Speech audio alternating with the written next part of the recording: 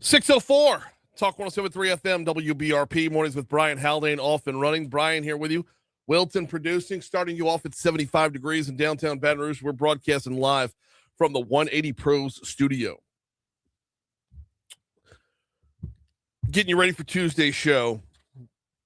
And boy, do we have some ground to cover. Yes, you heard that story in news on ABC's end about news about what went down up in Alexandria. We'll have that for you in our news as well. We've got there's so much between yesterday's press conference from Meta, Baton Rouge Area Chamber the Greater Baton Rouge Economic Partnership. I'm going to get that right eventually. A Greater Baton Rouge Economic Partnership stopping by. Police Chief TJ Morse coming by. The mayor's going to stop in today. We got a lot of ground to cover, so let's get after it. Top stories and trending is where we start.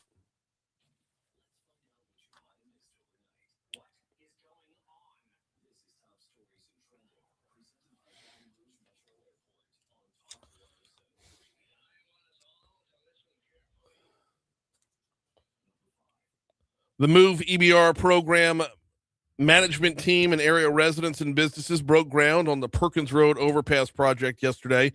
The project will build a multi-use trail, provide new signage, a gated railroad crossing, lighting, bike racks, litter receptacles, landscaping, drainage upgrades, and 41 designated parking spaces to the area where it's going in. Meta doubles down on Richland Parish. The announcement Monday made it official. Meta has increased its total investment in their data center to more than $50 billion. That's going to mean 7,500 construction jobs, over 1,000 permanent jobs once it's up and running. It also means for the area a teacher pay raise in Richland Parish, infrastructure upgrades, and a heck of a lot more. A deputy U.S. Marshal was shot and killed while serving an arrest warrant on a fugitive up in Alexandria. ABC News had this as well. The shooting happened around 3 p.m. on the Rutland Road area. Rapides detectives, along with members of the U.S. Marshals Violent Offender Task Force, were conducting an operation to arrest a wanted fugitive when the shooting occurred. Suspects in custody. Deputy's name will not be released until all investigations surrounding the shooting are complete. The search for 15-year-old Jadarius Manyweather's body began on Monday after it was discovered over 2 weeks ago that his body was likely in the Baton Rouge landfill, according to BRPD. Manyweather disappeared from the ghost town area of Baton Rouge over a month ago, with his family, law enforcement, and the United Cage Navy having searched through wooded areas and near waterways before learning of his body's location. 51-year-old Maurice Parms has been arrested for his killing, and evidence led investigators to believe that Manyweather's body may be located in the North landfill. Going to be about 1,000 people behind me this morning. Not me in studio, but the building that's on the other side of the street right behind here is the Mount Zion Baptist Church. Starting at 9 o'clock will be visitation for State Senator Larry Selders. The funeral itself will begin, I believe, at 11 a.m. Senator Selders passed away, of course, last week. But funeral services are today.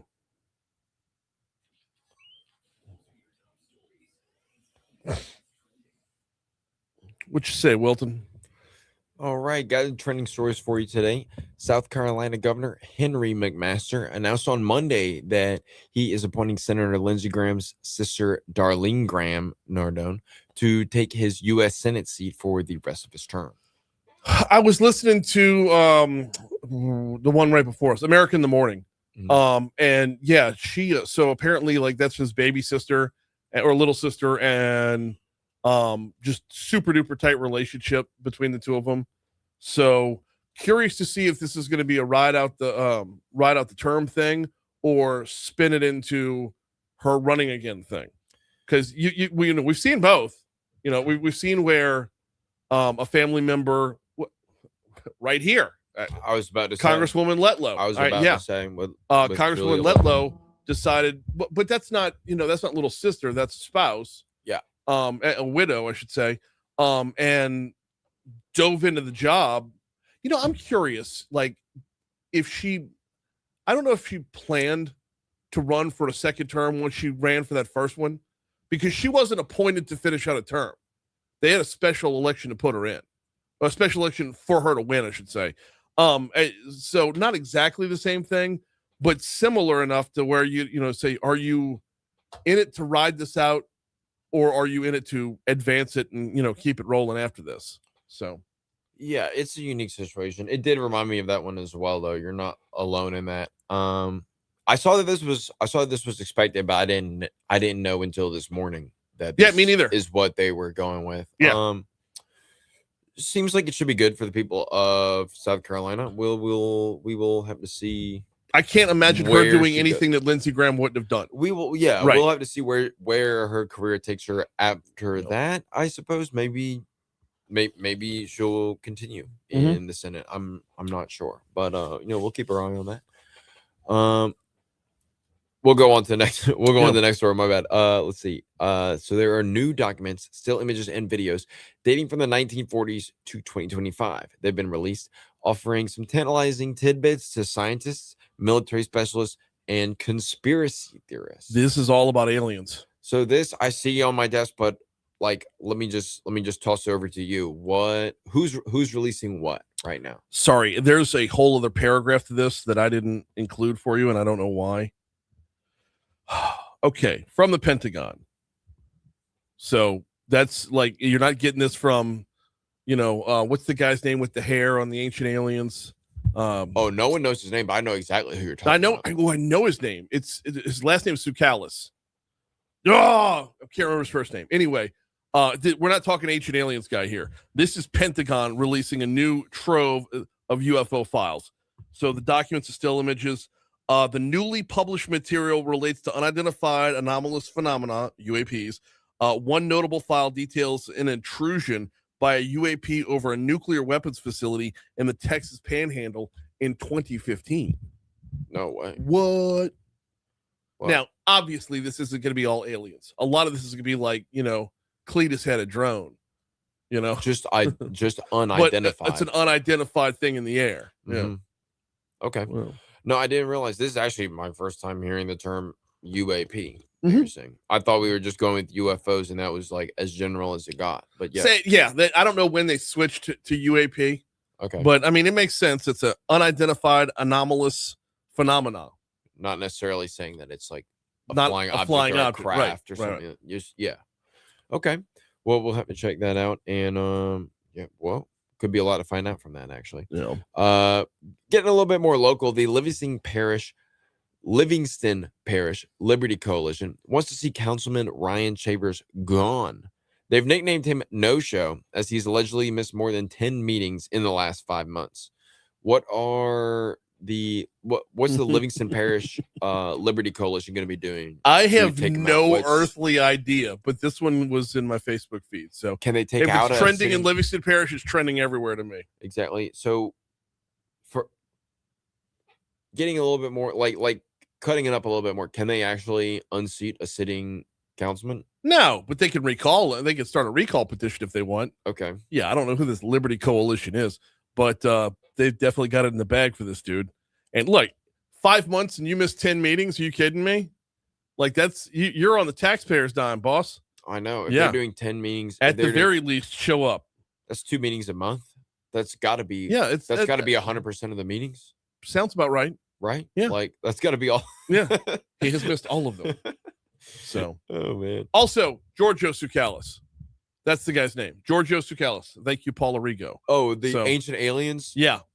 That's the guy's name. That is I feel like Tsoukalis is like an appropriate name for him. I didn't know it, but we all know him as a meme, right? We all know him. Like, we know the meme. I used to watch Ancient Aliens. Oh, same. I'd fall asleep and then I'd wake up and Ancient Aliens would be on. I'd be on the couch and Ancient Aliens would be on. And you'd be like, thank God I woke up and it was Ancient Aliens and not Monsters Inside Me. Right. On History Channel in the middle of the night. Oh, we're running long here. 3614 to Talk 107.3 FM. Tell you what, let's go ahead and break, come back. We got some baseball to talk next.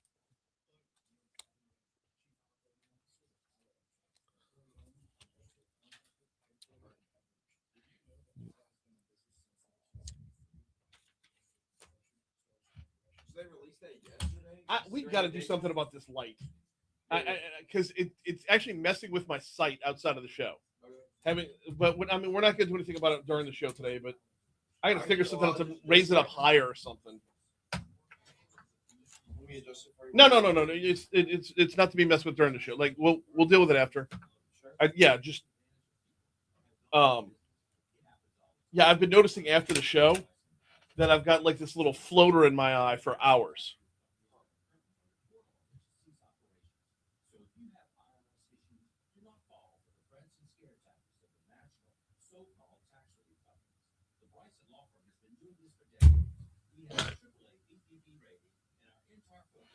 I mean, your camera's on here. I mean, you're so White. Say it. well. Yeah, you're so well. I mean, you're so well lit. I'm a photographer. You're borderline overexposed on this live stream. Not that we have a lot of. Not that this camera has a lot of settings or anything. It has, to my knowledge, literally no settings. Right. I'm so say again. Let me just adjust it. Yeah, go for it. Fine. That's.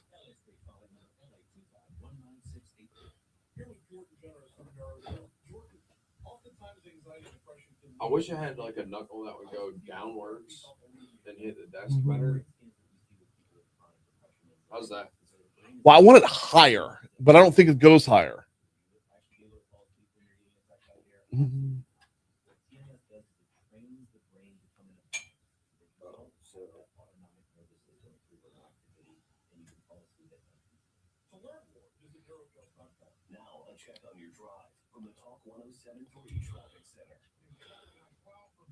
I bet you.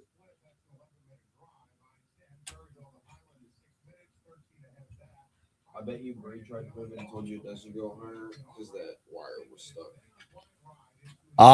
Okay. Now it's behind the thing though, so slide it on over a bit. Oh, it's so much better up there. Wait, am I well, give it a look. It might not need to come out. There we go. Awesome. Because the leg spreads out, so it actually is. Yeah. Like as far as all right, let's see if that does it. Does that help your 1,000%? Yes. Yes. Let's just leave it there. I like it better there because you don't look blown out on this camera. Yeah. And also, if you have more people and you end up with you sitting in that seat. Yeah. And I zoom out, I won't get it.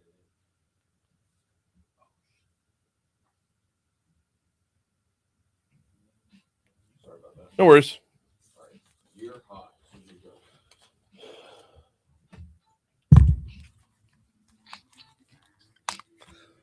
617 Talk 107.3 FM, WBRP, mornings with Brian Haldane, rolling right along.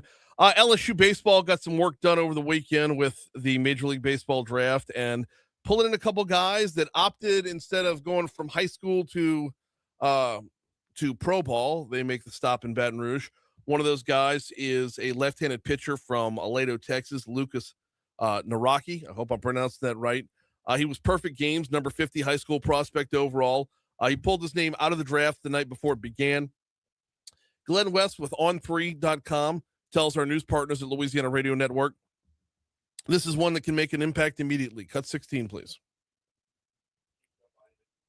I'm not hearing it. There we go. From the left-handed side, he's got a fastball that goes 94, 95 miles an hour, balances it really well with one of the best sliders in the class, according to multiple scouts and outlets. So he's going to be a really high-impact player, I think, from the start.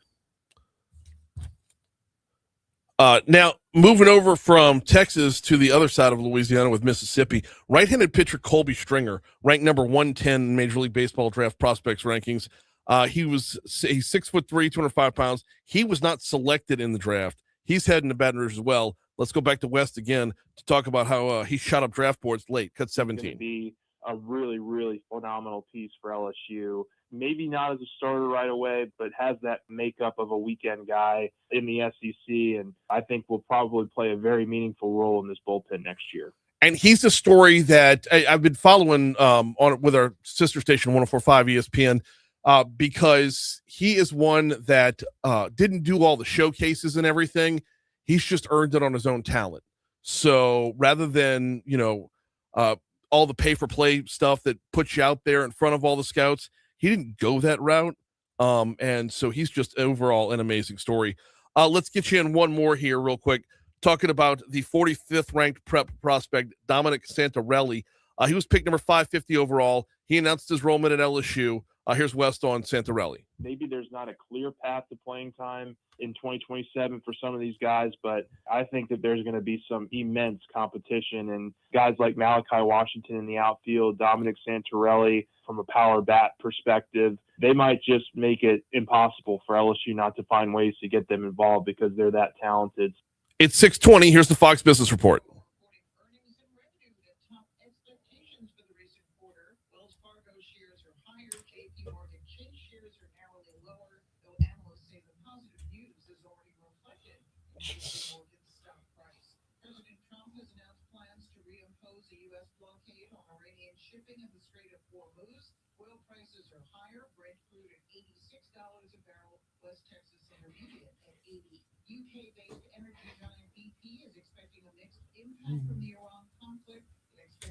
Thank you.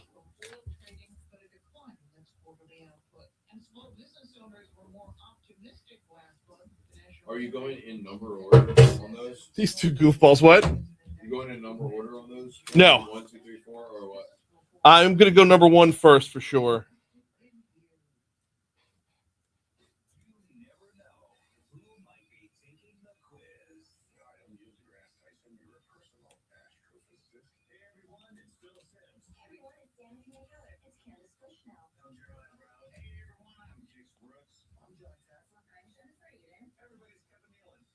You know Kix Brooks is from Louisiana? Yeah. Brooks and Dunn? Yeah. Shreveport. In 2021, I was on a road trip through Nashville, like with some college. That was the year he was inducted into the Country Music Hall of Fame. So nice. A big exhibit on them. Very nice.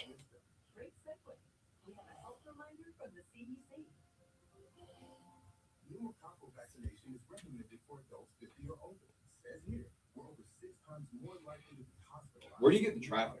Because this morning when I was leaving, I was like, man, traffic's so bad yesterday. I thought about looking at it, and I was like, let me just ask where you get. I just open up my map in Apple. Oh, really? And there's different settings for it. And then I have a Baton Rouge traffic incident list from the city. So I thought you had something from like the WBRZ traffic cam or something like that, or like. I don't open all those. I only do everything else that the traffic reporters do. I leave that to them. Mine is at 6:20 in the morning, unless there's something major going on. There's not a whole lot to report. No. I was assuming you had some kind of hardcore traffic report that you were pulling up. No. Like a local up-to-date traffic report. No.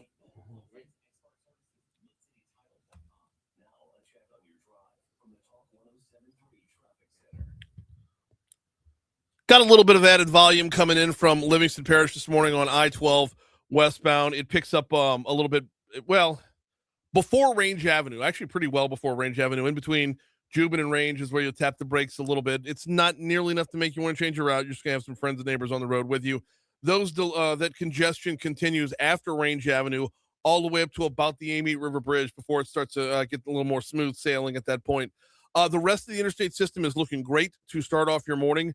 Not a whole lot to report on 10 westbound coming in from Ascension Parish looks good. 10 eastbound coming in from West Baton Rouge looks good as well. Now, surface streets, there are no accidents to report either. So overall, it's a pretty decent start to your morning. Let's hopefully keep it that way from the Talk 107.3 Traffic Center.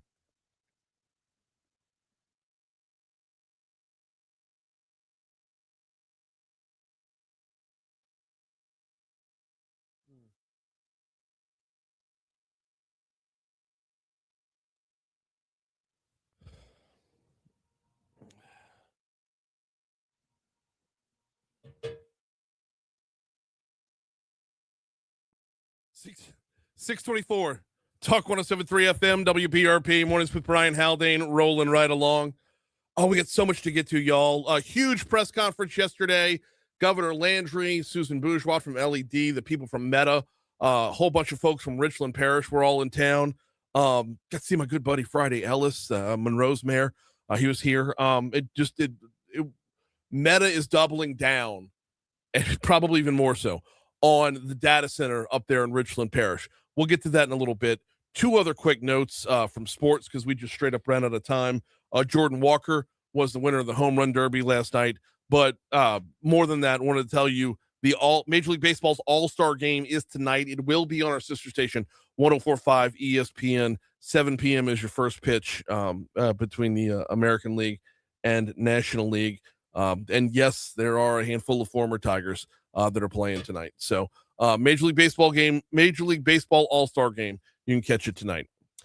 Before we get you into the stuff on Meta, got to remind you about the folks over at Mathern's Market, downtown on 3rd Street, Nicholson Gateway Shopping Center, or Highland Road, just west of Kenilworth. All three are good to go for you. And the deal of the week does continue. By the way, today is the last day. Today's the last day to get yourself a dozen eggs for 50 cents. Golly, you remember when the price of eggs was just like through the roof a couple of years ago? Like on the back end of COVID and whatnot. They had the memes going around where, you were replacing jewelry with eggs, give her what's really valuable this Valentine's Day, and it was a dozen eggs. Well, not the case anymore. Mathern's has got you all the way down to 49 cents for a dozen eggs. Now, you do have to have the Mathern's Rewards app. You do have to clip the deal. But from there, when you scan the barcode, when you go to checkout, it does the rest of the mathing for you. And it's not just a dozen eggs. You got pasta on sale. Craven stuffed cookies are on sale. Pancake mix on sale. Just run through ClickBall the coupons, and they're all right there in the app. So it's not like you got to walk up there and have them scan a billion paper coupons. No, the Mathern's Rewards app takes care of it for you. It's good at all three locations of Mathern's. So, big day yesterday, as it was announced that Meta, and I'm going to read from the Advocate a little bit before we get to some sound bites, but Meta is now planning a major expansion of its Hyperion data center up in Richland Parish, more than doubling the size of the already massive project and making Louisiana a key part of the social media giant's artificial intelligence strategy. Facebook's parent, which is Meta, began construction of the data center last year. Now they plan to spend as much as $50 billion on the project and related infrastructure. That's up from $10 billion 2 years ago. So the size of the project doubles, the investment quintuples. That's pretty huge. Governor Jeff Landry yesterday at the press conference talking about how big this is. Cut one. Imagine for just one moment if every data center in America went dark for just 24 hours. Businesses would lose access to payroll, email, inventory, customer records, cloud software. Hospitals would struggle to access critical care for those that we love. Manufacturers, ports, retailers, logistic companies would slow to a crawl. Everyone in America would suddenly realize that nearly every part of modern life as we appreciate it today would come to a halt. That's right. And as we hear the debates going on and on and on about nobody wants a data center in their backyard, well, somebody's going to have a data center in their backyard. And when you have Meta moving into town, you've got someone who is, like we said, taking care of infrastructure, paying teachers. One of the running themes of yesterday's press conference is now Richland Parish teachers are going to be the most well-paid teachers in the state. I mean, think about that. Not based off of population, not based off of property taxes, but based off of the fact that they welcome Meta in their backyard, and boom, huge boost headed teachers' way. So that's going to play a part of this as well. I want to get one more in from the governor before we hit our news break, and we're going to tap into these sound bites all throughout the show. But so in that last sound bite, the governor was talking about what happens if we don't have data centers at all. Well, let's talk about the future and how Louisiana can lead. Cut 3. Just as Louisiana powered America during the Industrial Revolution, today we stand on the cusp of leading in the AI revolution.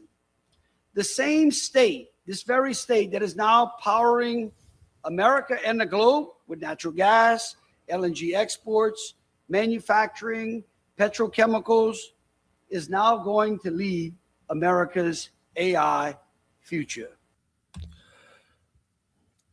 it's just another example, y'all. And I know you're probably sick of me being all Pollyanna and positive about the state right now and whatnot, but we see it over and over and over again. You heard the governor right there talk about during the Industrial Revolution. How about we don't win World War II without the state of Louisiana?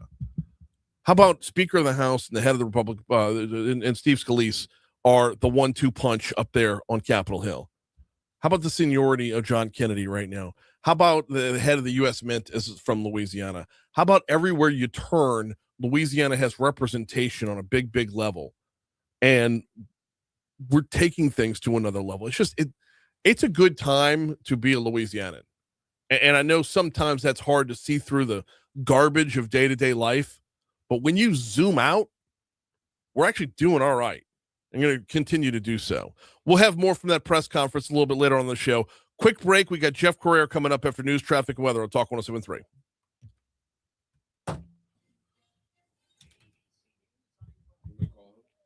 Yep. I need to text him topics though.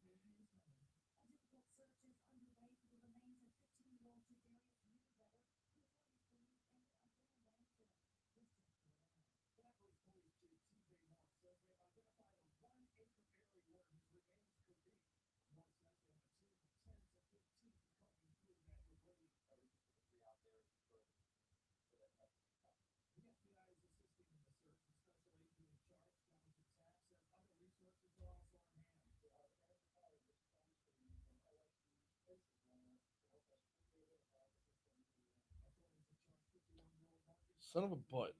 Come on. There we go.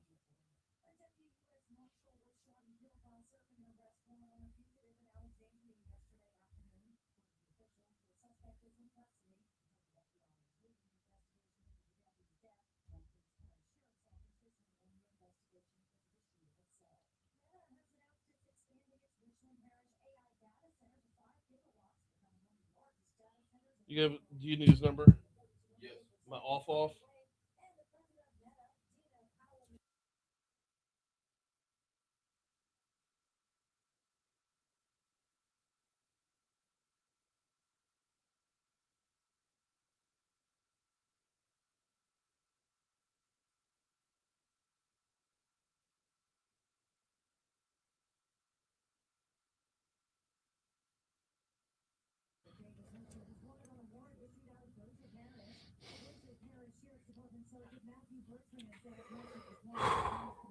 I'll just use line 2 to start off. Yeah.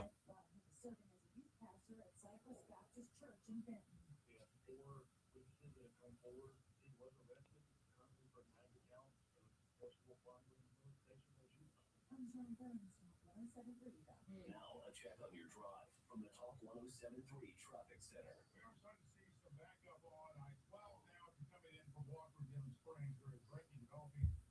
Hey there, Talk 107.3, looking for Mr. Jeff Crouere. Wonderful. We're on a break right now. We got about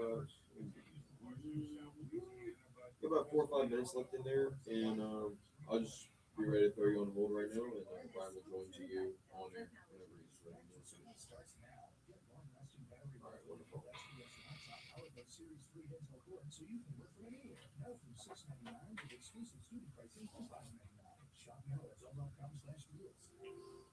All right, he's ready. Good deal. Phone's hot whenever you turn it on. Yep.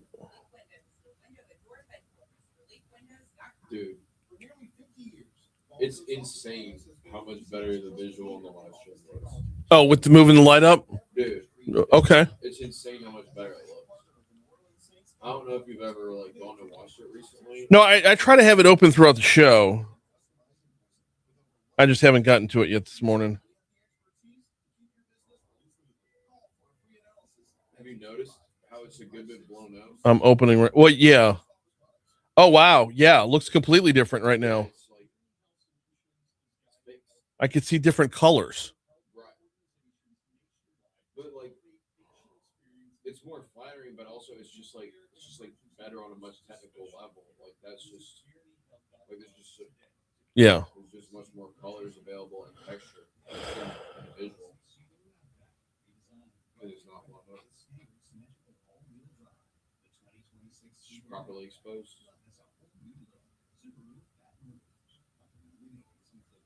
Most investments today feel like second jobs. Real estate, you're a landlord. Stocks, you're a day trader. Crypto, you're a full-time researcher. You've got a life to live. Your investment should help you live it. That's why more Americans are choosing gold. Noble Gold has helped thousands protect their future with real physical gold. Visit NobleGoldInvestments.com to get your free wealth protection kit. That's NobleGoldInvestments.com. That's where Congress may not be thinking for future results investing in precious metals, including gold and ball goods. Consult your tax attorney or financial professional before making an investment decision.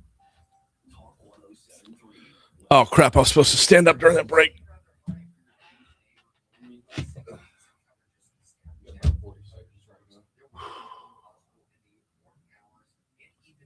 I'm not going to be vertical by the time I sit back down. Oh, man. Actually beating you up, huh?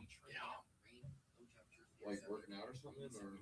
No, it wasn't even working out. I was getting in my car after working out. And then I went and worked out the next day, which probably didn't do me any favors, but I didn't do anything with my back the next day. It was all like seated machines and bench press. That stuff makes my dad so mad. My dad's always been big into working out. And like, he really is never, he tells this one story about how he got hurt working out when he was young in college, like racking the dumbbell back and it like knocked the tip off of his finger. Oh, he drove God. himself to the hospital, bro, with one finger. Horrible. hanging off. But after that, like, he only gets hurt like throwing kids in the pool or something like that. Shot putting a kid. Yeah. He tore his rotator cuff. Oh, man. Nope. There you go. 637 Talk 107.3 FM, WBRP, mornings with Brian Haldane, rolling right along. Let's take you down to New Orleans right now. Welcome in Jeff Crouere, as we do every single Tuesday. How are you, man? Hey, good morning, Brian. We got a couple different things to cover this morning. I would like to start off. I would like to start off with. We'll get to Helena Moreno versus Jeff Landry, but yesterday we had a pretty big press conference here in Baton Rouge announcing that Meta is like quintupling their investment in Richland Parish.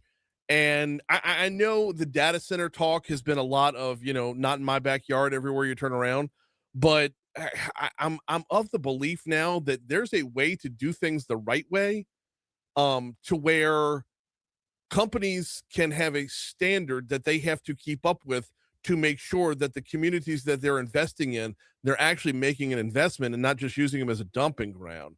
What's the sentiment down your way on putting in data centers around the state?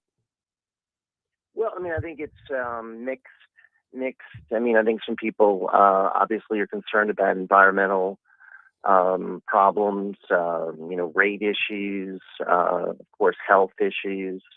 But then you have the jobs, and then you have the economic opportunity. So, I think if it's balanced correctly, it could be a positive. But it's something that I don't think a lot of the folks here in New Orleans want anywhere around here. Mm-mm. Because Well, where would you put it? I obviously, mean, yeah, there's no place to put it. But certainly there are parishes in Louisiana where I think it would be, a fit. And Richland certainly comes to mind. There are plenty of others. well, okay, so not New Orleans, but definitely in your listening area, but like an area like Highway 1088 in Mandeville, just north of I-12. That'd be a nice little spot. Mm-hmm. Not for something the size that Meta's doing, but something the Yeah. size that Hut 8 is doing over in West Feliciana Parish. Right. I think there'd be some opposition from certainly. There's always opposition. I mean, right. And From environmentalists. And you know what's interesting? A lot of the opposition sort of brings together the left and the right. It's so weird. I know. And it's the same as the carbon capture debate. Exactly. And exactly. What's the old adage? Politics makes strange bedfellows. Right. You know, you're right. And you don't see it very often, but every now and then there's an issue that does.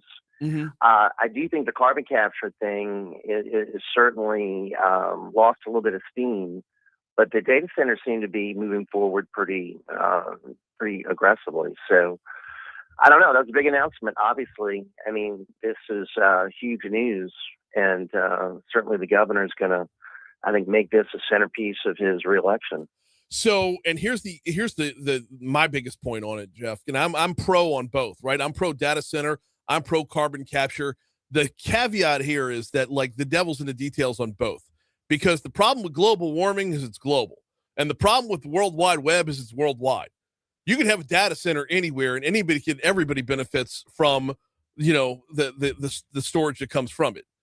We've got to be able to tie, not just having a data center come here, but there's got to be the promise on the back end that when more jobs from Meta come available, when California taxes them out of, you know, into oblivion, and they want to look to relocate, we got to have them on the back end as well. Same thing with the carbon capture.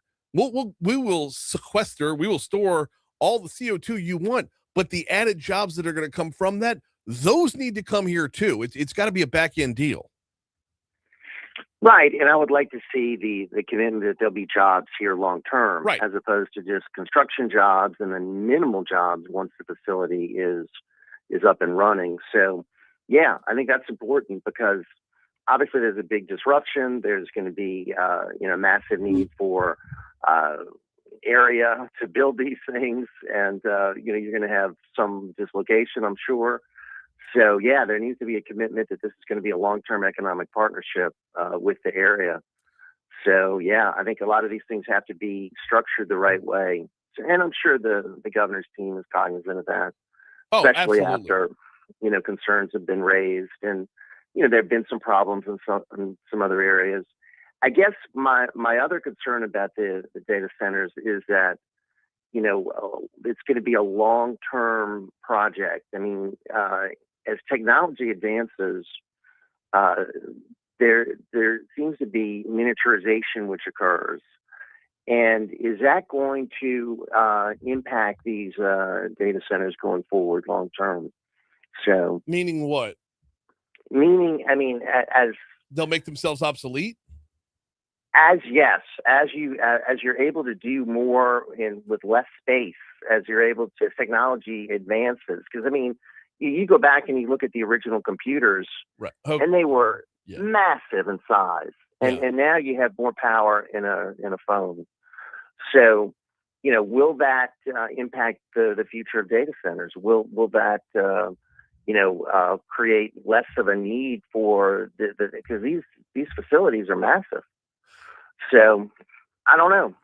Some people have raised those questions, saying that they could be obsolete within 10 years. So I think a lot needs to be factored into these decisions, obviously. But anytime Louisiana can get a win, we get some positive news compared to we're 50th. Right. I'm happy for that. Well, and this particular project, we're talking 7,500 construction jobs and then 1,000 permanent jobs on the back end. And I mean, there's been no dislocation in Holly Ridge, Louisiana, because there's nobody to dislocate in Holly Ridge, Louisiana. In fact, yesterday I got to meet the guy who owned the property, the guy who sold them the property. So this is one where everywhere you turn, this particular project is just a huge win. And you're not going to have like an HOA from a neighboring subdivision chime in saying they don't want that. This one in particular. And that's the North Shore issue that you run into. Right. So that's why the placement of these things is important. So pivoting topics real quick. Mayor Moreno, Governor Landry. I mean, are they just going to like straight up, celebrity death match, or do you see this? There's an old school MTV reference. Or is this going to go somewhere on an actual talking, like, let's talk this out and realize that, there are two sides to this coin. On side one, New Orleans is the most viable city in Louisiana. New Orleans can be, our golden ticket as a state. On the flip side, if New Orleans is going to the state hat in hand, maybe a little bit of humility along the way. Where does this conversation go? Well, I think it's got to go in a positive direction because right now the back and forth I don't think is really helpful to anyone. At the same time, Moreno is celebrating her first 6 months in office, and I mean she's got some real accomplishments. One of the things I think the governor and state officials need to realize is, I mean, she inherited an absolute disaster, a massive deficit. So, a lot of the problems that people have with New Orleans, I mean, can't be blamed on her. I mean, this is something that, Latoya Cantrell destroyed. So she's trying to come in here and right the ship. And, you need to give a little bit of time to be able to do that. So 6 months later, I mean, she's pointing to budget stabilization and infrastructure improvements and massive decrease in crime, which continues.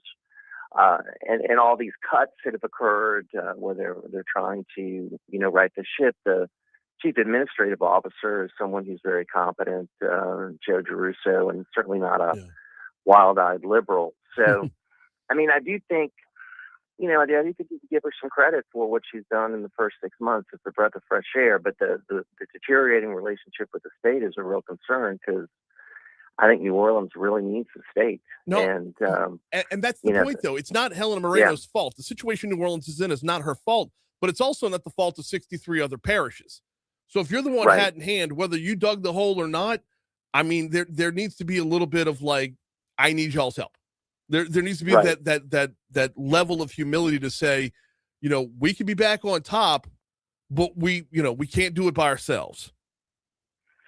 Right. And I think the other parishes are like, all right, well, why does this parish continue to get preferential treatment? I mean, why do you have more positions? Right. Why isn't there the same sort of a structure that you have in the other parishes?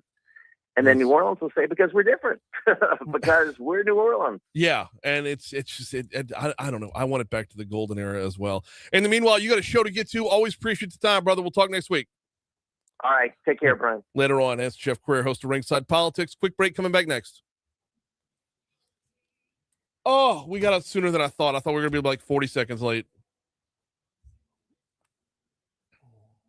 I was just interested in listening, and I missed my cues.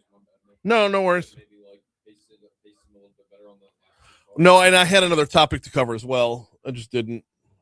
What party is Haldane right now? Democrat? Yeah, everybody in New Orleans is a Democrat. I figured, but it just the coverage for it seems statewide more positive than so has been. I guess on like statewide. Well, that's because there are levels of Democrat. Helena Moreno's predecessor, Latoya Cantrell, was the absolute worst. She was an absolute criminal. Bilking the city for money. No, she was flying around the world on the city's dime, going from junket. No, that we got all the way. It's all the way through traffic. Flying around the world on the city's dime, going from junket to junket, going from like environmental meeting to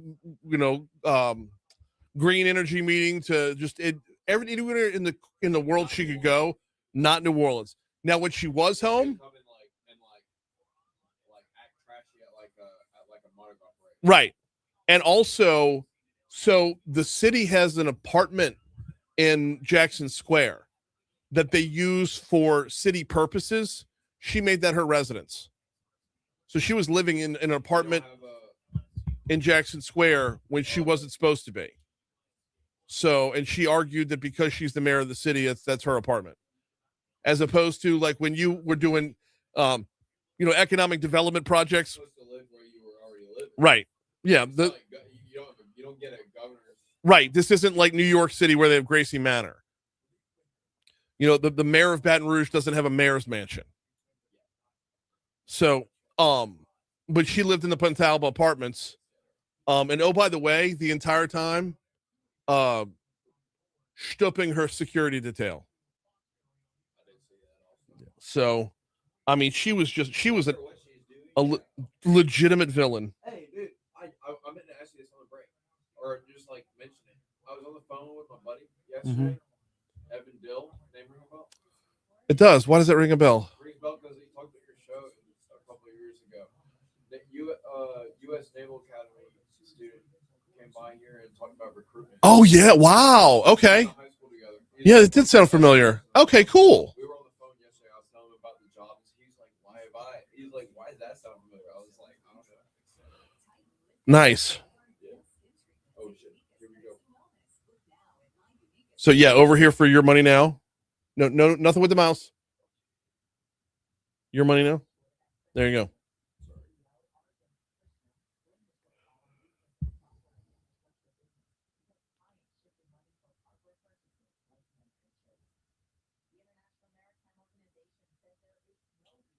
Yeah, he's a really cool guy. He's in Virginia right now. I got the phone. He's fishing in the Potomac. Oh wow.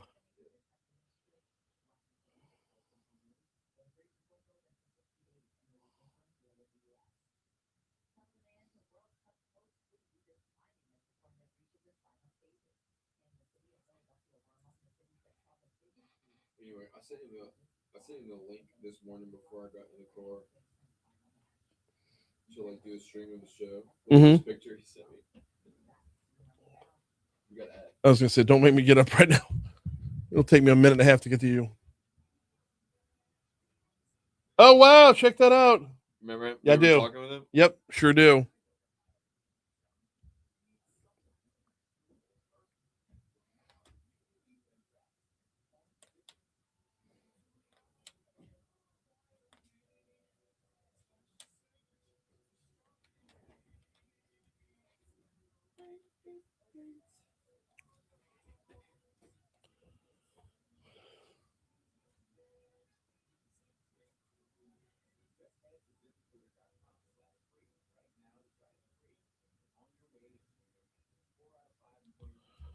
What else are we talking about here? You know what cuts you're going with for this?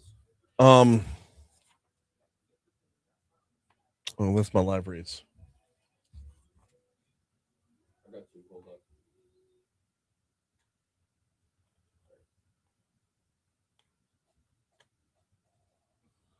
Definitely cut 4. First? Yeah, cut 4 first. And then no, we'll go cut 2, then cut 4. Okay.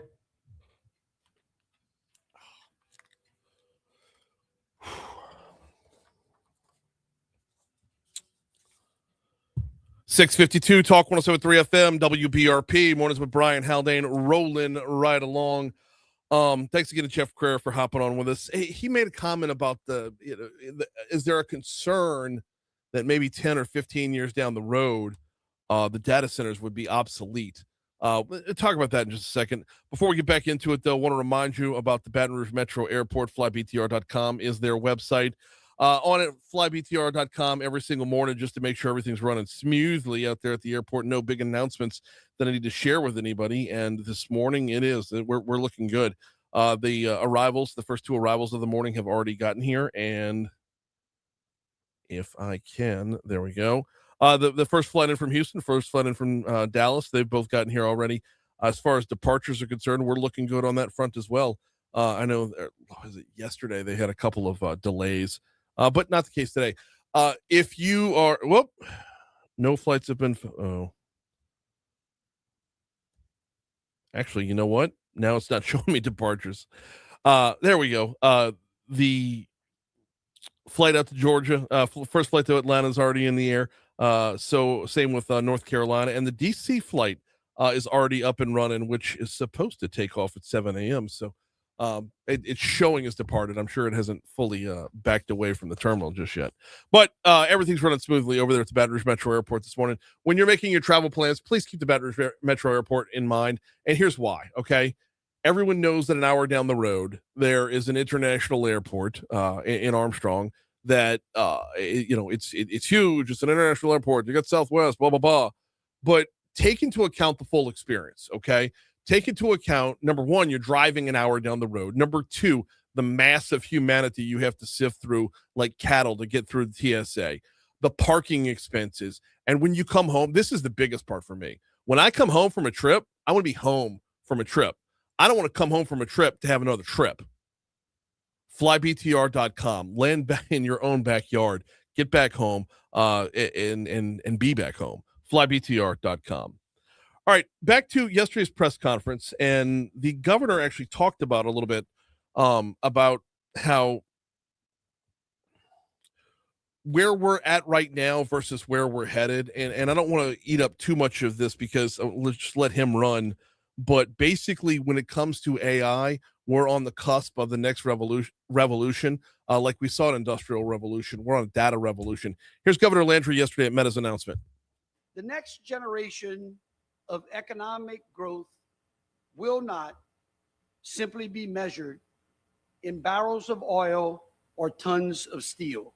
It will be measured in electrical generation, megawatts, computing power, energy capacity, and the ability to build the infrastructure that powers artificial intelligence.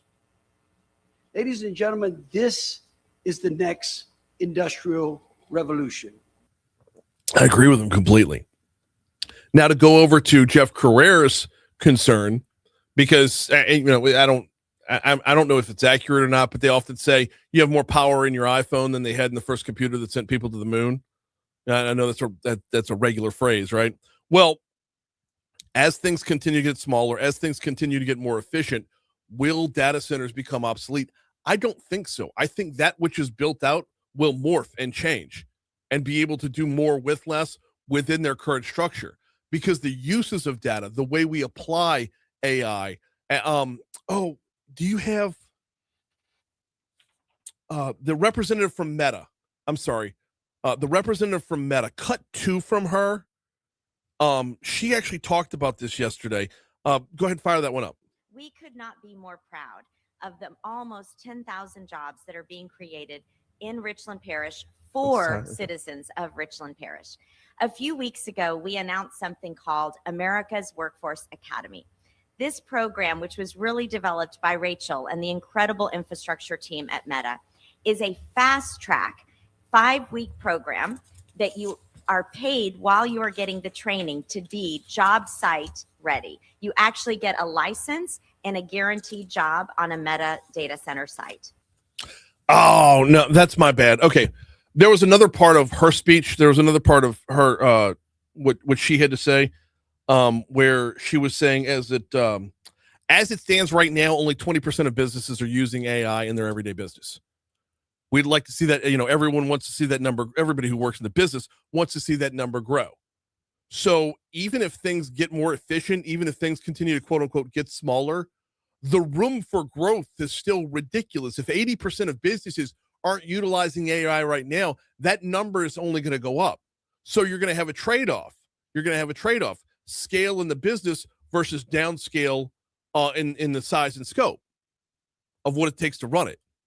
So I get Jeff's concern, but there's so much room on the growth end that I don't think 10 years to obsolescence is even a thing. All right, before we get you to, before we get you to news at the top of the hour, let me remind you about 180 Pros as we broadcast live from the 180 Pro studio. 180pros.com is the website. 180pros.com is where you're going to find them online. The folks at 180 Pros, I absolutely love them because they talk about how they're not your IT provider, they're your IT partner. And think about some of the business relationships you have. If you have a partnership on that front, you've got somebody who's in lockstep with your business and your success. And if you're a small business, your network means everything right now. Every moment you're down is a moment you're not earning. And this is where 180 Pros comes in because they base their success off of your success. When it comes to everything from same-day response time, cutting-edge cybersecurity, all the way down to simplified billing, they've got you covered. Give them a call. Talk to them. 330-2200 is the phone number. 330-2200 or 180pros.com. All All right, news is coming up about 30 seconds from right now, 40 seconds from right now when you count the ID. Hour 2's on his way next. I got to tell you, I'm teeing this up right now, but coming up at 9 o'clock, directly behind me, not in studio, but the building on the other side of the street behind me right here, we're right by Mount Zion Baptist Church. There's supposed to be 1,000 people right behind me. I'm already hearing some of the police units rolling in. I heard some sirens in the background rolling in. Senator Larry Selder's funeral is going to be coming up. It's going to be a big event. We'll talk about it later.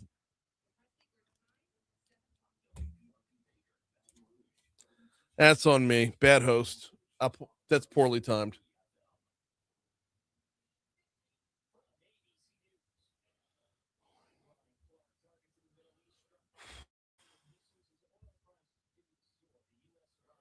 All right, I've got to get up and move around. I got to hobble a little bit, y'all. It's literally so funny yesterday, dude. I was on the phone with my buddy, and I'm telling him about the new job, and he's literally like, I think I know that guy. And I'm like, I mean, he's on the radio, like, I'm sure a lot of people know. He's like, no, like, I don't listen to Baton Rouge radio. Like, I've been living in Annapolis and San Diego, and I'm in Virginia right now. He's like, I don't listen to Baton Rouge radio. I think I know that guy. Small world. Dude, I churn through some folks though, man. 5 or 6 people a day. So it's difficult to keep up with and remember. I'll recognize a name, but maybe not place it. I told him I would say something, but this morning, like late last night, I like pulled up the link to y'all's like YouTube page and just like sent it. But you know, if you like hold down the button, you can like schedule it to like text someone at 6 a.m. I did that last night. Nice. And like, so he was texting me like, you know, at like 6:10 or whatever. Like, he just sent me. Hang on. What? That was Governor Landry in the national news. That's national news. Wow. Okay. Yeah. Walking like the old man. Okay, wait. So it sounded like you cut one was meant AI users. Is that about businesses and the growth? I bet it was. Yeah, I just went to the wrong cut. All right, sorry. Okay.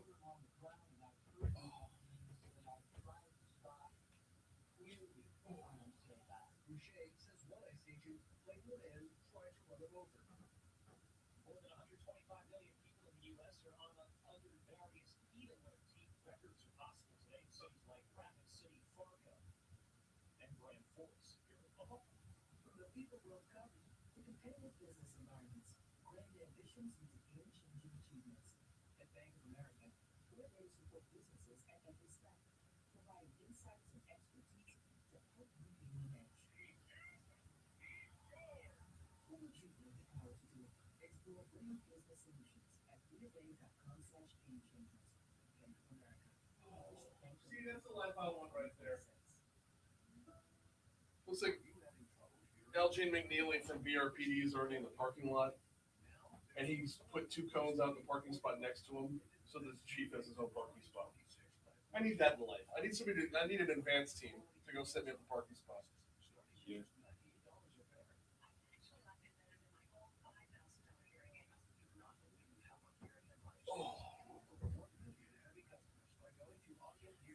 If I notice it's like low like that, do you want me to? Yes. Yes, absolutely. Gang up. All right, I'll start doing that whenever. You know how, right? I would just drag that to the right. I would literally just grab this and go like, like that. Yeah, you go. Yeah. Yes. Not like big. Not like all that, the way, but but yeah. Like, I'd pop it up to probably like Where it that. tips. Yeah. All right.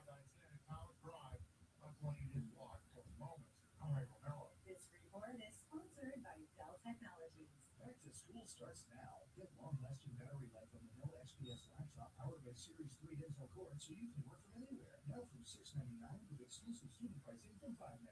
Shop now at Dell.com/deals. This report comes to you from the Talk 1073 Traffic Center. 100% fiber, 0% runaround. Visit rapfiber.com. Talk 1073 weather. Rain coverage will stay rather light for your Tuesday. We're going to have about a 60. It's raining right now. Got no windows. I didn't know that. There's one behind that curtain right there. I'm nowhere. Thanks to the rain and clouds, high temperatures in the mid to upper 80s. Overnight, down the rain. It was near 73 degrees, and we really trimmed down the rain in the middle. And we only isolated storms expected on Wednesday. As I referred to, I'm meteorologist Nick Rogers with your storm station forecast, WBRZ, Channel 2.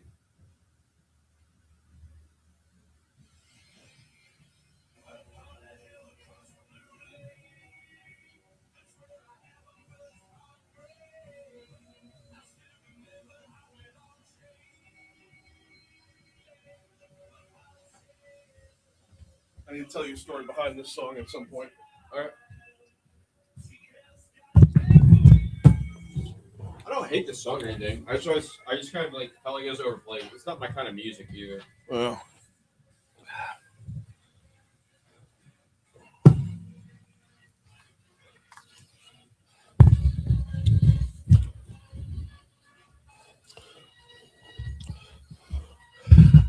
$7:05. Talk 107.3 FM, WBRP, mornings with Brian Haldane, rolling right along. Oh, man. Brian here with you, Wilton producing. We're at 74 degrees and rainy in downtown Baton Rouge as we broadcast live from the 180 Pros studio. We got a stacked up second hour, y'all. We'll talk a little business with the Greater Baton Rouge Economic Partnership. That's coming up in our next segment. We will have Trey Godfrey and Jason Newsom coming in to talk about 10 minutes from right now. Then Baton Rouge Police Chief TJ Morse slated to join us at 7:35. We are obviously going to spend a good deal of that conversation talking about the landfill search. Landfill search for who, you ask? Well, that's in our top stories and trending, so let's get to it right now.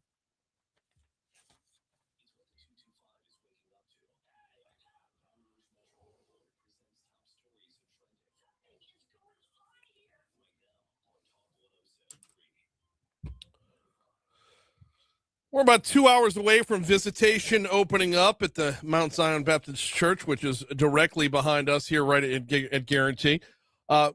State Senator Larry Selder's funeral begins today. Visitation begins at 9. They are expecting hundreds, if not thousands, on hand for the services later on this morning. Move EBR program broke ground on the Perkins Road overpass project yesterday. This is going to build out a multi-use trail, provide new signage, a gated railroad crossing, lighting, bike racks, litter receptacles, landscaping, drainage upgrades, and 41 designated parking spaces near the Perkins Road overpass. Meta has doubled down in Richland Parish, or if you're looking at the dollar amount, quintupled down in Richland Parish. The announcement was made yesterday. It made it official. Meta has increased their total investment in the data center to more than $50 billion. That means 7,500 construction jobs, more than 1,000 permanent jobs, more than 1,900 indirect jobs, a teacher pay raise, infrastructure upgrades, and a heck of a lot more.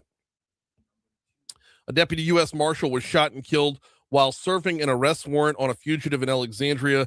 The shooting happened around 3 p.m. yesterday in the Rutland Road area. Rapides detectives, along with members of the U.S. Marshals Violent Offender Task Force, were conducting an operation to arrest a wanted fugitive when the shooting occurred.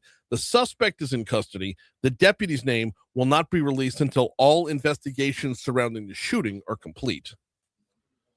Here's what we'll be talking about with Chief Morse coming up in about 30 minutes from right now. The search for 15-year-old Jadarius Manyweather's body began on Monday. That was yesterday. After it was discovered over 2 weeks ago that his body was likely in a Baton Rouge landfill, this according to BRPD. Manyweather disappeared from the ghost town area of Baton Rouge over a month ago, with his family, law enforcement, and the United Cajun Navy having searched through wooded areas and waterways before learning of his potential location. Now, 51-year-old Maurice Parms has been arrested for the killing, and evidence has led investigators to believe that the body might be located in the North landfill. That was one. That was number one. No worries.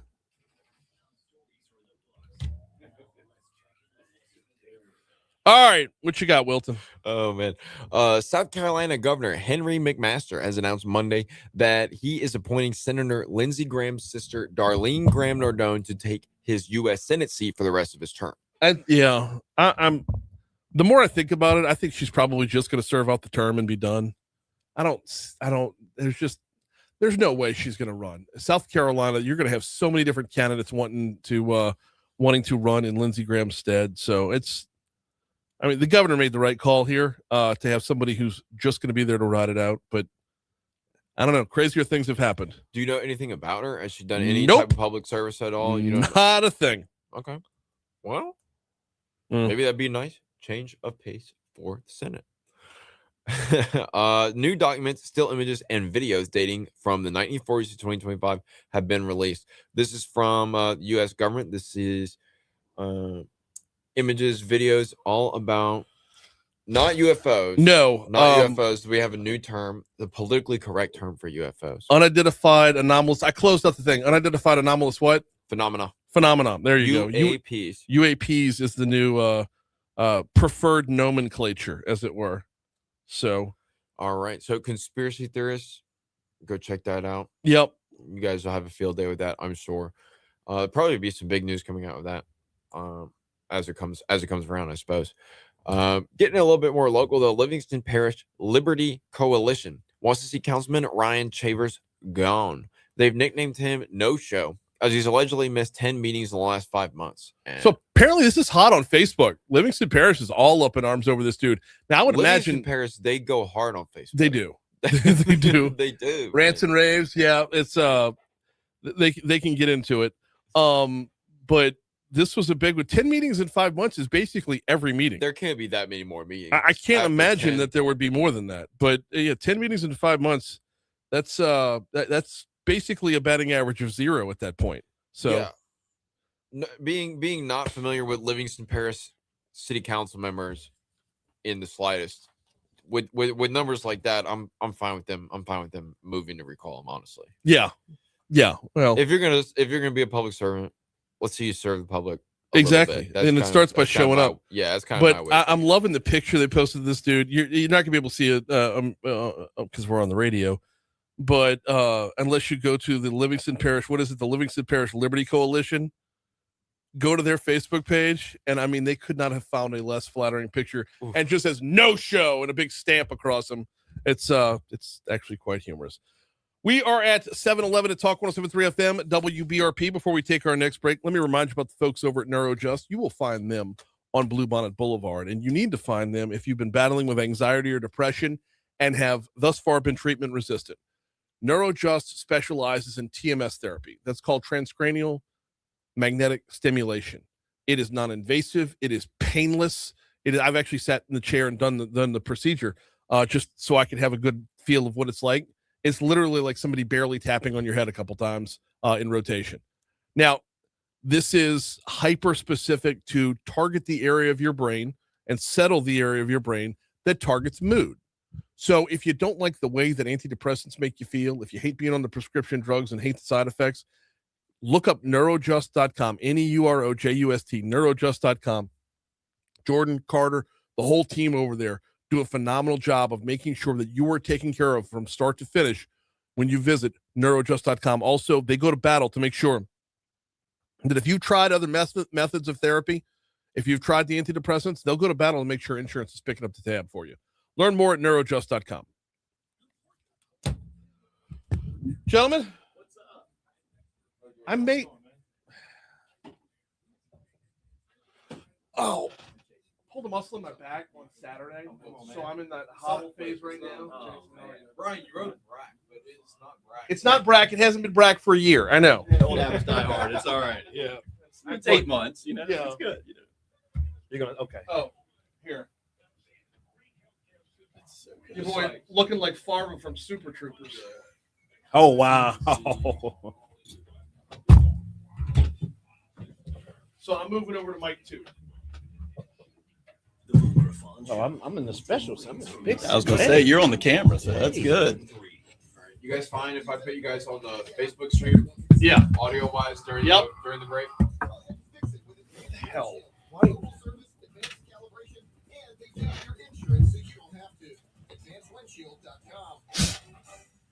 Now a check on your drive from the Talk 107.3 traffic center.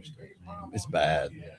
I told Beth, I said, take your time. It's like, it was rough. It was. And people lose their mind anyways in this city when it starts raining. Coming this way wasn't so bad. Going that way. Yep. Jason with a Y. Thank you, Brian. Good I man. appreciate that. Okay. My mother appreciates that too. I was actually wearing headphones when he said that. Can you just let me know? Oh, Jason how with your the names are spelled? Jayson, Newell, Newell, Okay. and Trey with a Y. Newell. yep. All right. And Trey. This report comes to you from the top. TRE or is EY. all right. Godfrey. GO. Well, that's not gonna hold it all. Then You say free Nope. or free? Free. FREY.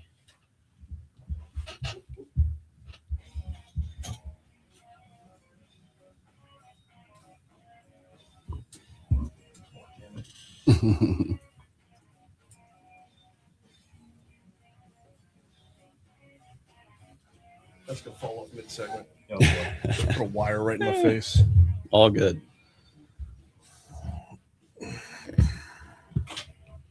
We have time to reel on. We're coming on right now. Okay. Well, we can let the bumper play for a minute. What do you? All good. All right. 7:15 to Talk 107.3 FM WBRP. Mornings with Brian Haldane rolling right along. Time to pivot and talk with the Greater Baton Rouge Economic Partnership. We got Trey Godfrey and Jason Newell in the house. Fellas, how's it going this morning?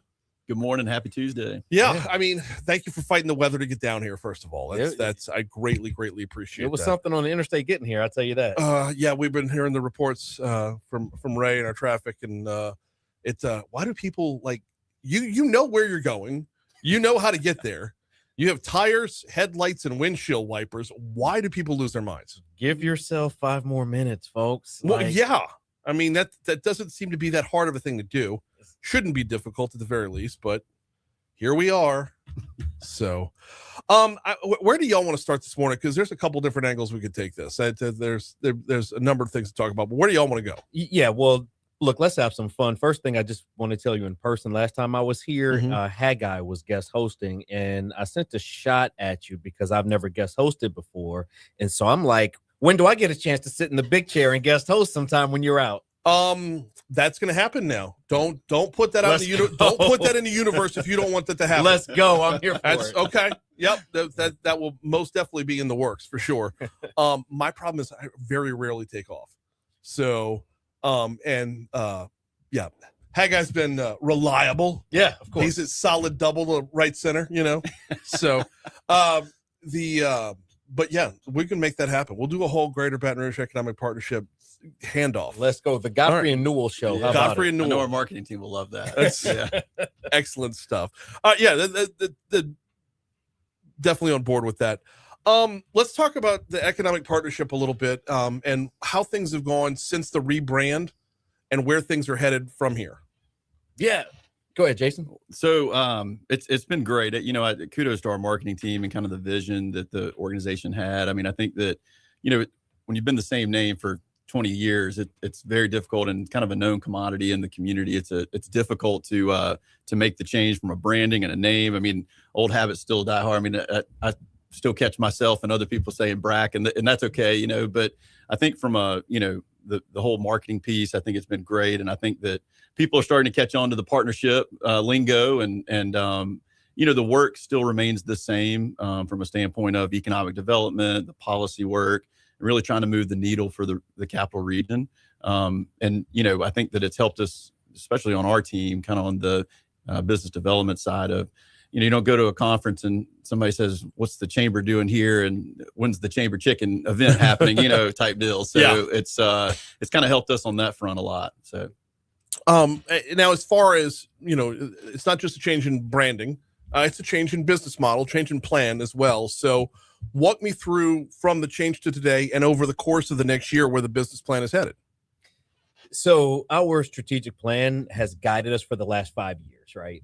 2021, under prior leadership, we had a strategic plan that was done called Bring It.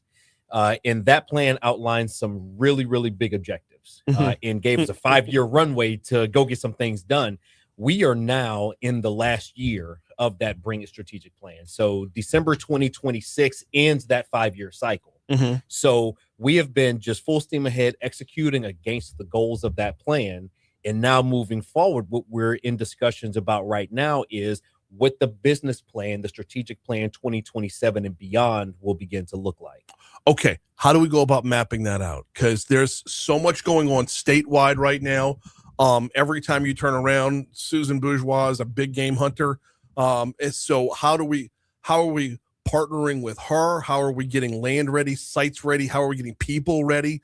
What does it look like moving forward? Yeah, it's keep up or hop on the train or get run over. This LED has done an amazing job. Susan's been wonderful leader and their whole team, and so it's been great to work with them on a number of projects. I mean, obviously we've had our fair share in the capital region with the Hyundai Steel and the CF projects and a number of other ones across the region. I think that you're right though. Without the product, you're not getting the project, and so we actually have somebody dedicated on our team that's looking at site development. So where are the new sites? Where are the new opportunities for the next project? And it's not just finding the sites, it's also getting them ready. So we actually just this last week, through the certification process at the state, they have a site certification program that does a lot of due diligence on sites, from phase 1 environmental all the way to wetlands and maps and different stuff. They've actually partnered with an international association called the Site Selectors Guild, and they have a site certification process and have aligned so that it's seeing more eyes, there's more marketing opportunities. And we actually have our first guild site, they call it the Ready Sites program. And we actually have a gold site in the Magnolia Ridge. It's in Geismar. And so we're excited about that. Again, it's just putting more eyes on that. And then we're continuing to work with our parish partners across the region to identify new site opportunities so that we're ready when Susan and their team comes with the next big project. What are we looking at when it comes to site selection? Are we looking at available land? Are we looking at taking things that have existed and repurposing them? And I ask that question because I love the Hyundai announcement. I love the folks from Hyundai coming to town, which they've embedded themselves, and they're Louisianans already, which is so awesome. Cool. I know. Yeah, it's awesome. CF Industries, the whole River Park Megaplex. Did I get that name right? Riverplex Megapark. There you go. See, either way, it sounds like a fireworks stand. Yes. Yeah. That's a big win. So, but that was available land. Yep. Now, when it comes to actual terra firma, God ain't creating more of it. So, is it only if you don't have anything built in your backyard right now? Because y'all are Greater Baton Rouge, and that's great for Greater Baton Rouge. But I'm in Baton Rouge. We're sitting in downtown Baton Rouge right now. We're not maxed out. So, how do we keep from getting blocked out? Yeah, you got to really diversify, and I think that it's looking at sites, it's looking at buildings, it's also looking at strategic partnerships. So to your point, we're not getting any more land, and so how can we work with maybe some of the chemical plants up and down the river on co-location opportunities where there's synergies, where they're making a raw material or they're making a product that's a raw material for further downstream, if you will. Mm-hmm. I think we're also trying to, that's why we have a dedicated person on the staff to kind of continue to evaluate different opportunities.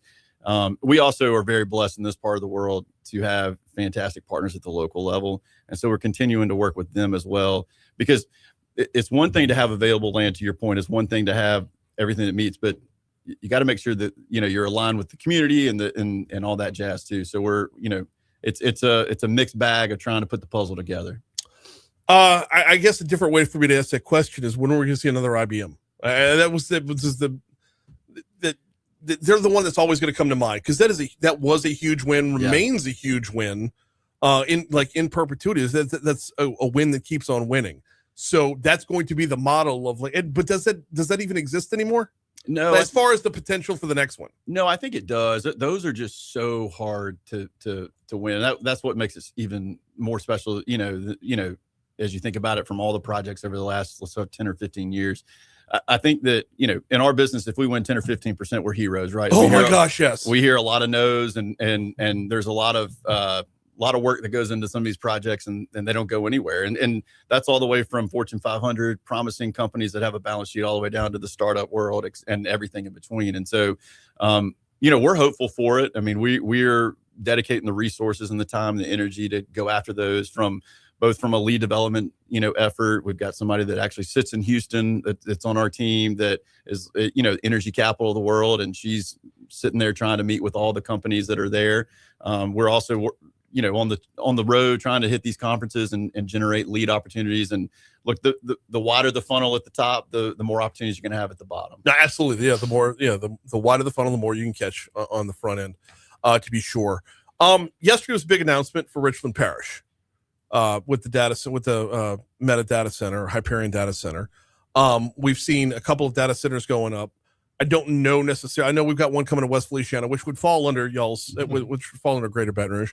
But one of the things that I've been talking about, whether you're talking about data centers or carbon capture, these aren't the end game. They're the front end of the deal to get other jobs to come here as well. How are these things being incorporated into y'all's strategy? Yeah, I mean, I think that look, it's all about assessing the need, and I feel like it's ever changing too in some of these projects. Like for in 2020 there was this big, tremendous environmental push, and there was and that's when things started to heat up. And maybe things have cooled here in the U.S. for political changes and whatnot, but it's still a huge need, in the international markets. And so we're continuing to try to push both from a policy perspective and from a trying to ensure that our communities are informed about the opportunity that's coming. To your point, there's billions of dollars that are still out there that are trying to make final investment decisions. There's more opportunities for us in the data center space. I mean, I just think it's all, I mean, that site was reserved for, that was always the site the state used that we're going to pitch for automotive. But for, certain issues it never would, make on some of these automotive projects that they competed on. But I couldn't think of a better way, and I think a lot of those teachers can't think of a better way too. That they're getting $50,000 bonuses up there. I mean, it's insane, so ridiculous. And look, it's a part of the state that hasn't seen the same amount of development that South has, right? And so, how awesome is it? I always say, if you're doing rural development, you're doing the hardest work in economic development because it's just so hard to do. No, and yeah, don't get me wrong. I'm very, very happy for North Louisiana because North Louisiana has just been an exit sign for so many years. That's why we have to continually redistrict, and it's more and more brain drain, to be sure. And this was a big win, not just for Holly Ridge or Richland Parish, but spilling over into Monroe as well. And it's another example of how the city can pair up with the surrounding area. To be sure, I would like to see some residual throughout the entire state. No, it's fair, but I will say that there is. For instance, in Livingston Parish, Melody Lock, where we work a lot, is our economic development partner over there. And Melody has said that there is 2 specific companies that have gotten changing contracts because of it. So to the point, I agree. Like Meta, if they want to come build one down here, I got a spot for them, right? But I think it's also we have seen that ripple effect to an extent around the state. I think Susan talked about that yesterday, and the governor talked about that yesterday about they're sourcing in Louisiana and trying to get Louisiana companies. And so I think that, that's the next best thing. If we can't get the $50 billion, at least some of our contractors and some of our businesses can, get some of the love as well on the project. Well, I mean, I can't imagine the tax structure in Menlo Park, California is all that favorable to Mark Zuckerberg and everybody else at the HQ over there. So I'm just, I feel like there should be, at least some sort of a, little carrot on a stick. Absolutely. We got Jason Newell and Trey Godfrey in with us for the co-chairs of the Greater Baton Rouge Economic Partnership. Y'all fighting yet? I mean, it's the fun thing about working with Jason is his personality. So as our chief of staff, Lauren Forner, calls us, Jason is like the chaplain or the pastor of the staff. Okay. And then for me, I'm like the ball coach. Okay. So we play really, really well together. Jason's an expert in his world. I'm an expert in mine. And then we kind of cross over and meet in the middle in those areas we'd never worked in before, like investor relations and like the organization's finance. So we make it work. Specifically because you're Greater Baton Rouge, y'all have to be able to work because you've got to work collaboratively with other areas as well. Yeah. So Jason's work in business development is predicated on the things that he talked about earlier. My work in public policy is based on product development. So Jason's trying to sell the region. We're trying to give Jason a stronger product to sell when he's out there working with these big international companies. We get about a minute and a half left. I know that's not a whole lot of time to talk about swinging Bring It into the next phase as Bring It comes to a close, which was from the time Bring It was launched. I love Adam. It's from the time that was launched. He's just he's so good. But how do we take the good parts of Bring It and roll them over? The good parts of Bring It are basically evergreen, right? Yeah. Economic development is what it is. How you look at it and how you strategize about getting projects done based on what the data tell us has always been how we've moved and pivoted inside the organization. Now, the thing that we've discussed with our board more recently is what could it look like instead of just planning as an organization to plan as a 9-parish region and all go in together to begin to vision what do we want to be true, say, in 2050? And how do we all work together and hold hands? Now, we can't work together on everything because there's different strengths and weaknesses around the region, but how do we collectively get to that end goal vision by 2050? Very cool stuff. Co-chairs of the Greater Baton Rouge Economic Partnership. Wait, do y'all have your celebrity couple? Trayson. Love it. We got Trey Godfrey, Jason Newell. Yeah, we got Trayson in the house from the Greater Baton Rouge Economic Partnership. Appreciate a couple minutes, guys. Thank y'all so much. Thank you, Brian. Appreciate it. News, traffic, weather. Baton Rouge Police Chief TJ Moore is going to join us on the back end. We're going to start off with ABC before we get to our local news right here on Talk 107.3 FM. Trayson in the house. That's good. Creative juices flowing early in the morning. Oh, love man. it.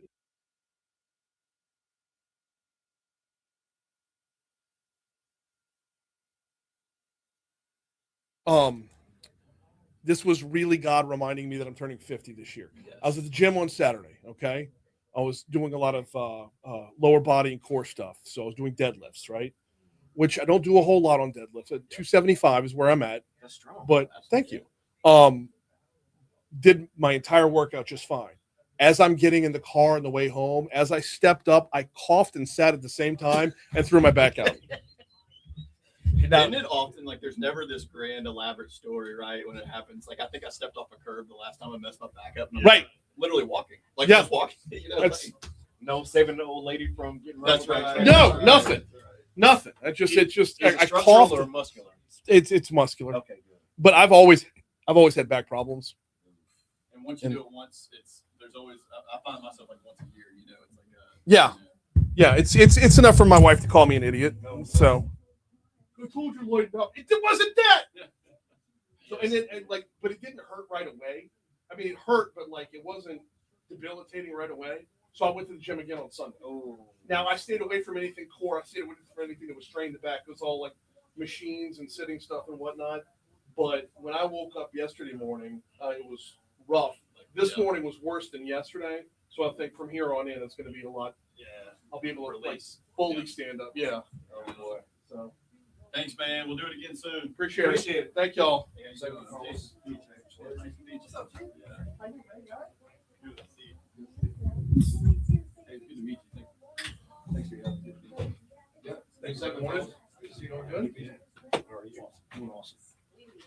Oh. What's going on right now? We are back to AAU basketball, and we're also that's with the daughter. Well, the daughter's in high school. We're going into high school. And our son is now in Mongoose basketball, which is like club basketball, very low end, very he's not it's just we're a basketball family through and through. Basketball was my first love. My dad played in college. Like it just that's interesting. Did not know that. It just it's different. Like Carrie, my oldest, who's in USM now, took to the game immediately, and we screwed up with her because we didn't get her trainer soon enough. And I didn't realize how you need to be all in on that from the very, very beginning if you want to make it high school. Mm-hmm. And I was like, no, it should be because when I was growing up, I didn't have a personal trainer. No, I mean it's crazy now with like all these travel teams and year round, and you got to be committed to one sport. And I'd make the all-star team. Yeah, it's crazy. Every year, and then by the time I got to high school, I'd make the 8th grade team, 9th grade team, JV, varsity. Like it just was a natural progression. And then I ended up quitting basketball my junior year so I could get stronger for baseball. Because while basketball was my first love, I was better at baseball. I saw they had like these 12-year-olds like taking balls from the outfield, and the coach travel beat had like a radar gun and was like how fast they were throwing the ball from the outfield in and stuff. It's like, come on. And 12 years old. And this is what I hate about it, is at 14 years old, someone's going to hit a growth spurt, and they're going to be the one who's like, 6'3", 210 in their senior year of high school. So all the money you put into travel ball is going to get flushed down the toilet from genetics. Yep. Genetics has a big part of it. But I think it's just Southern, like United States too, because, I mean, they don't play baseball, football year round up in the north. It's snowing. They can't. They can't. But yeah, we're back to AAU ball now, which is such a different scene. Because we had AAU in May, St. Joseph's in June, because they do summer ball for high school. And then it's back to AAU, and the difference in the difference in refereeing is like, you get AAU, they'll have the same refs all day long. So by their 7th or 8th game of the day, they don't care anymore.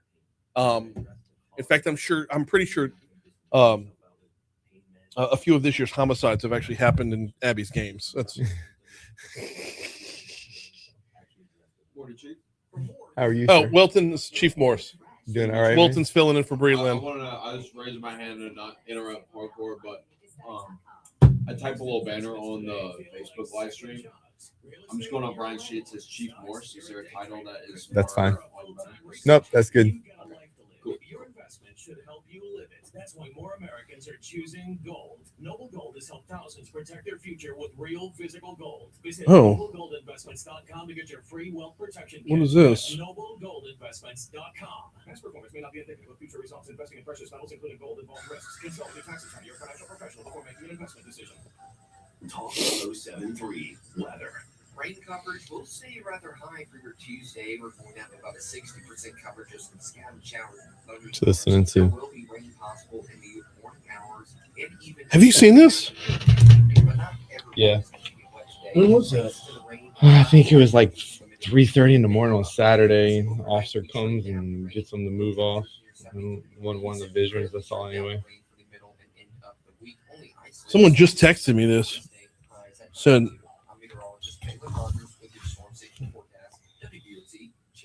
From Lead City to Manchac, Baton Rouge talks here. Talk 1073.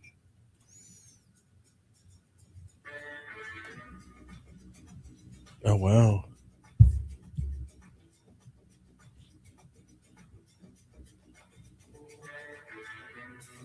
All right. That doesn't have to be for today's segment. I don't want to sandbag anything. 637 Talk 107.3 FM, WBRP, mornings with Brian Haldane, rolling right along. We got Baton Rouge Police Chief TJ Morrison with us. Needing a moment to remind you about Industry Makes, industrymakes.org, a collective voice for industry up and down the river in Louisiana. You know that those industries up and down the river are the backbone of Louisiana's economy. Whether you talk about the plants on the river or the small businesses that service them, they are our state's backbone. I mean, there's just so many small business funnels into it, so much small business funnels into it. And yet every time you turn around, it seems there's another protest. So who's speaking up on their behalf? That's where industrymakes.org comes in. It's a collective, unified voice putting up the real facts. You can learn more at industrymakes.org. Baton Rouge Police Chief TJ Morse is in with us. How are you, sir? I'm doing good this morning. Busy week. Very, very much so. Let's start there. That's obviously the biggest headline locally right now has been this landfill search. Walk me through a little bit about what got y'all to the landfill in the first. I don't know how much of the investigation you can reveal, but what got y'all to zero in on the landfill to begin with? Yeah, so can't give a lot of specifics, but the detectives just do an amazing job, amazing work, make it very clear some of the rumors going out there. The suspect has not given us any information. He has not been cooperative at all, but the detectives just doing a great job taking some Crime Stoppers tips and then digital evidence. And we know without a shadow of doubt, 1,000% certain that Jadarius's body was picked up. We know which truck picked him up, and being able to use technology, narrow down GPS and things like that, took the 400 to 500 acres of landfill and narrowing that search down to less than an acre, right about a half an acre that we're now been able to search. You know, as soon as we found out 2 weeks ago that this was the case. We made it a crime scene.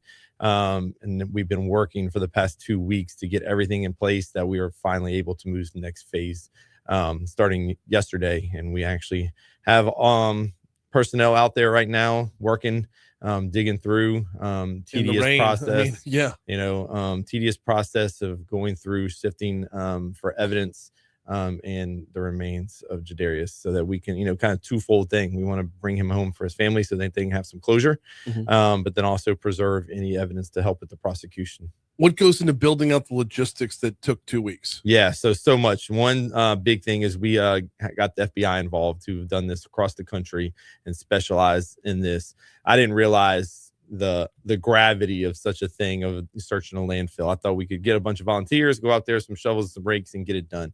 It's not the case. A lot of things have to go into it. When you look at how things are processed, compacted over there, you can have a ton of material in a 3x3x3 cube. That's how much stuff is compacted up there. We have to have special sensors in place because of poisonous gas leakage as things are breaking down and decomposing up there. Everybody up there has to be in Tyvek suits with masks and puncture-proof shoes, to undergo fit testing. And we got EMS on site checking people's heart rate and blood pressure before they even get in a suit.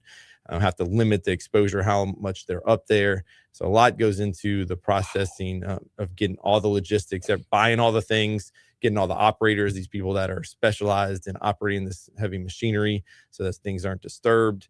So a lot goes into it. We, go into the briefing 6 o'clock yesterday morning, 70 personnel in the room to get this thing. Wow. Going, and people from logistics and operations to just the search teams that are having to take shifts, limiting their time in the suits. Now, were y'all able to give a projected time of how long the entire thing would? I mean, obviously it could come shorter than that, but has there been a longest estimate? Yeah, so longest, looking at with the FBI, who again are the experts in this, they're saying, hey, you have this much to search. You can, roughly search this much per day. They're saying it could take up to 75 or 80 days to search. Oh my word! That much land, at that depth that we have to search, between 2 to 8 feet deep over, about half an acre. 2 to 8 feet deep over half an acre. Mm-hmm. Yeah, I don't think we really, without having the visual in front of us, I don't think we realize what a monumental task that is. It really is. A lot of people, I've seen the comments saying, hey, how do y'all really know he's there? Trust me, we know 1,000% he's there. Can't really get into details. So that we have that going for him. We have the experts there at the landfill who've narrowed it down for us, even with inside that half acre where they believe, and we started where they believe we have the best chances.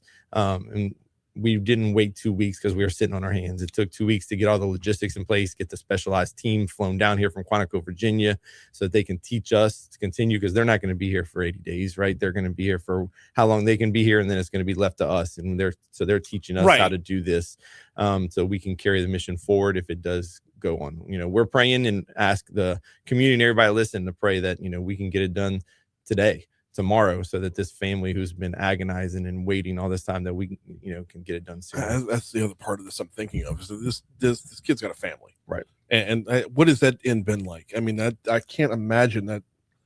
How do you start the conversation? Miss Aquarius, very strong woman, and very, hats off to her. You haven't seen her online, bashing or anything like that.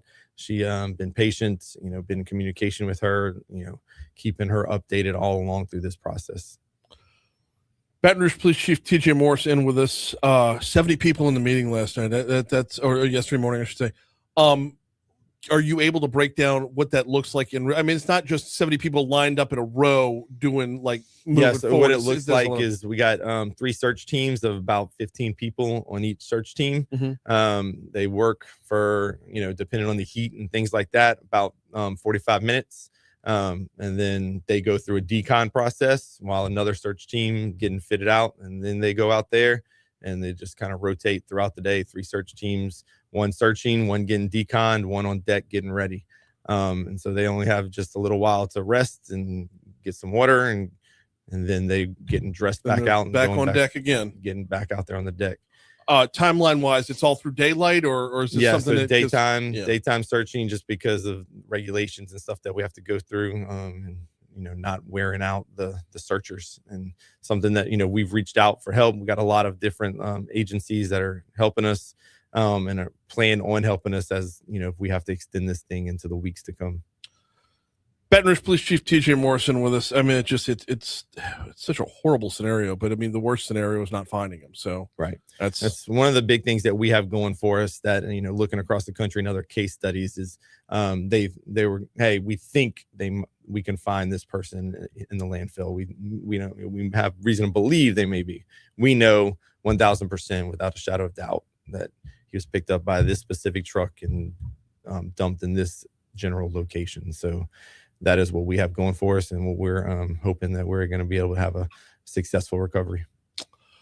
Let's pivot topics real quick, because I saw the news story. I believe it was either yesterday or maybe late last week.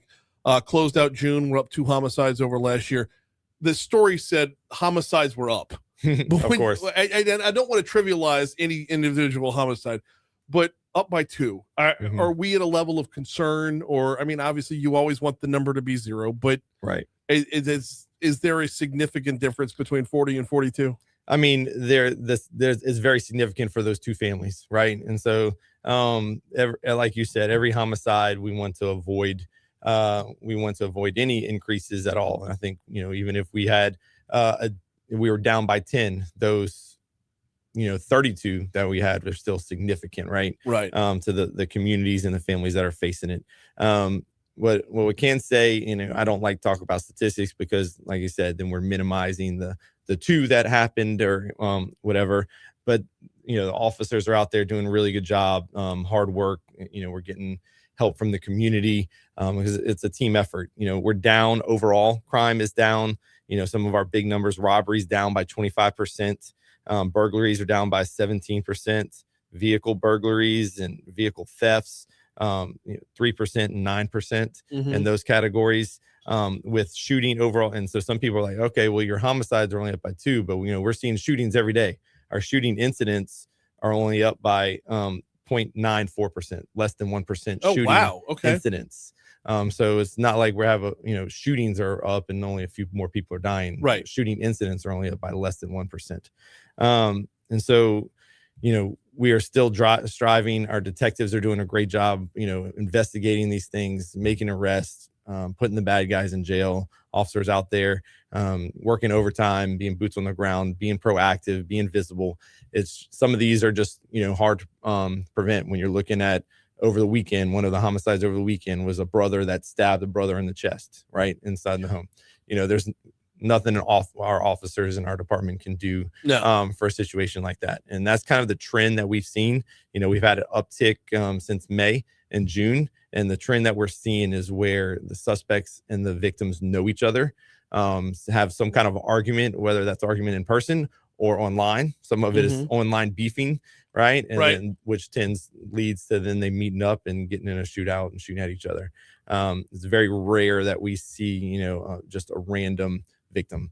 So it's a lot of the suspect and the victim have some kind of prior relationship, or they know of each other. They're getting into an argument or retaliation, even in nature, where somebody shot at my friends, so now I'm gonna shoot their friends, that kind of thing. Got about 2 minutes left with Baton Rouge Police Chief TJ Morse. I do want to ask you about the vehicle burglars being down. To what do we have something to attribute that to? Are people getting better at locking their doors? I hope so. We had a campaign about keep it locked up. When we're looking at last year, a staggering 300 guns stolen out of unlocked vehicles just inside the city limits of Baton Rouge. I hope that those campaigns and things are working. Some of the other things that we just we have going on. When I became chief in 2024, I brought back our bait car program, which we hadn't used in a long time. So we know that when we have vehicle burglaries, it's usually like we'll have 10 or 15 in a certain neighborhood, and if we can catch the 1 or 2 people doing that, then we have a drop in vehicle burglaries. So all those tools, using things like technology like drones, right? We have the drones up in the air. We've been able to catch some vehicle burglary suspects just watching them with the drones up in the air. recently domestic violence suspect that we ran and went into the woods, and drone followed him and guided K9. He took off running from the dog, so the dog went and caught him. He went faster than the dog, right? We were able to keep eyes with the drone, and so it just shows that collaboration. So really leaning into that technology. We're using drone as first responder program right now. Drone that automatically launches off a roof. The calls that drone has gone to, 44% of those calls have been able to clear without dispatching an officer there. The drone itself has been able to clear the call without, so it kind of frees up an officer from having to respond, and they can do other things. All right, next time you're in, I want another deep dive on the drone program. That one's the one that fires me up. Yeah, technology as a force multiplier is a real thing. Absolutely. And I think when we're talking about stats too, I'd be remiss. People get confused because I'm always seeing like, hey, well, coroner's office is saying we have 60 something homicides. Sheriff's office saying this. What I'm talking about is stats inside the city limits of Baton Rouge. So there's 5 cities inside of East Baton Rouge Parish, right? Plus unincorporated areas inside of East Baton Rouge Parish. So what we're talking about is strictly Baton Rouge city limits. He is Baton Rouge Police Chief TJ Morse. We always appreciate the time, man. Thank you so much. Thanks, Brian. We're a couple seconds late for your money now, but let's get right to it. Kill the mics.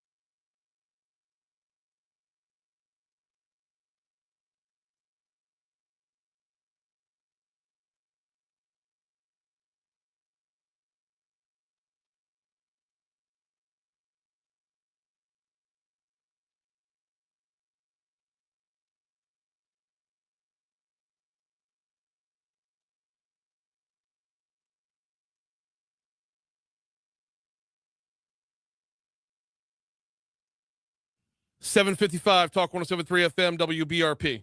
Mornings with Brian Haldane rolling right along. Coming about 10 minutes from right now, Mayor President Sid Edwards going to join us. What are we talking about? I actually have no idea. I was asked, can you get some time for the mayor tomorrow morning? I said yes, because I say yes. That's what I do.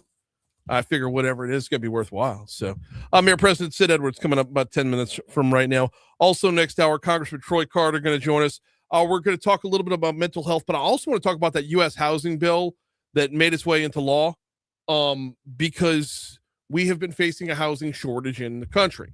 How much of a housing shortage are we facing here in Louisiana? Congressman Troy Carter can speak to that. He'll be our guest for DC Current, presented by the Louisiana Association of Business and Industry. That's all still to come in the next hour. Of course, we will have we will have This Day in History coming up next hour as well. Right now, though, I want to go back to yesterday's press conference, and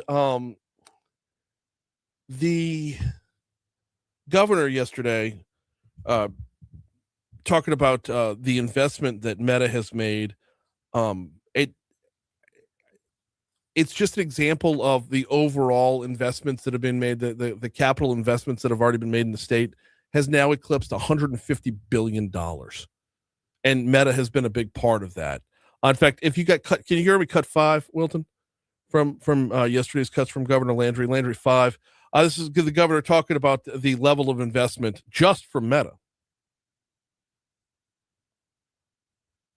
When Meta first chose Richland Parish, they made a tremendous choice. It was a vote of confidence.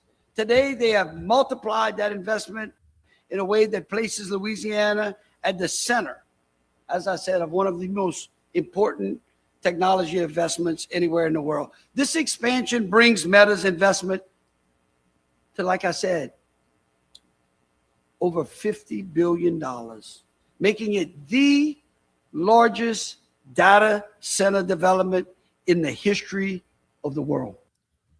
It's huge. And $50 billion, when you look at that, not just from a Richland Parish standpoint, and we didn't get any cuts of Susan Bourgeois from yesterday, our Economic Development Secretary. I didn't grab any cuts from her. But one of the things that she talked about is how, while this is going to have a Richland Parish focus, there's going to be residual effects throughout the state. In fact, a company right here in Baton Rouge, Parish Aggregate, our good friend Ryan Terrio, was on the stage yesterday talking about how they've been hired, or they already were hired, to put the aggregate in that builds the foundation under the building that's going in. So yeah, you are going to see residuals all throughout the state because of the way we've built out the sourcing program to make sure Louisiana is used to build Louisiana, to make sure Louisiana is contracted to build Louisiana. So it's $50 billion is pretty awesome. Knowing that that money will make it as far south as right here in Baton Rouge is even more so awesome. Hey, before we take our next break, I want to talk about a great business partner for 115 years. Remind you about the folks over at ExxonMobil and where they're headed into the future. And look, ExxonMobil been a great corporate partner to Baton Rouge, a great resident of Baton Rouge for more than 115 years, and want to continue that partnership for another 115. What does the future of energy look like? Well, no matter how you break it down, it's going to involve, in some way, shape, or form, carbon capture and storage. Where is ExxonMobil headed with that? They've built out a website to tell you all about it. In fact, it's aboutLACCS.org. AboutLACCS.org. Learn more about what ExxonMobil's got coming. Oh.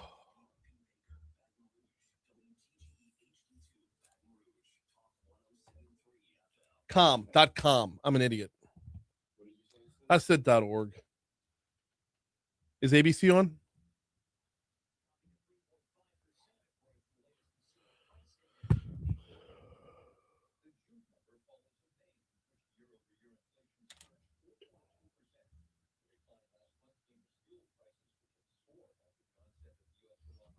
Let's try this again.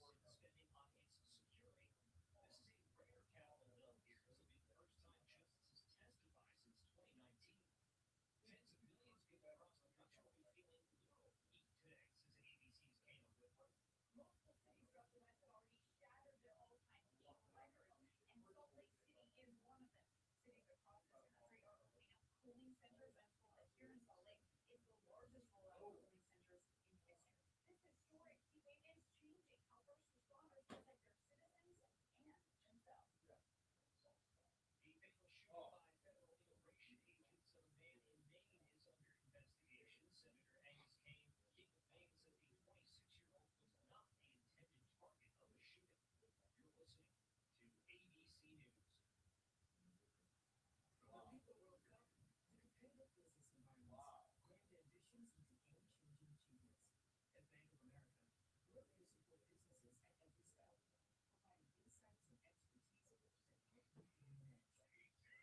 we're here to support businesses at every step, providing insights and expertise that help you gain an edge. Who would you put the power to learn? Explore creative business solutions. Make it the high-touch engagement. Bank of America, official bank of the FIFA World Cup 2026. What are we talking about today? Well, there's plenty of subjects, but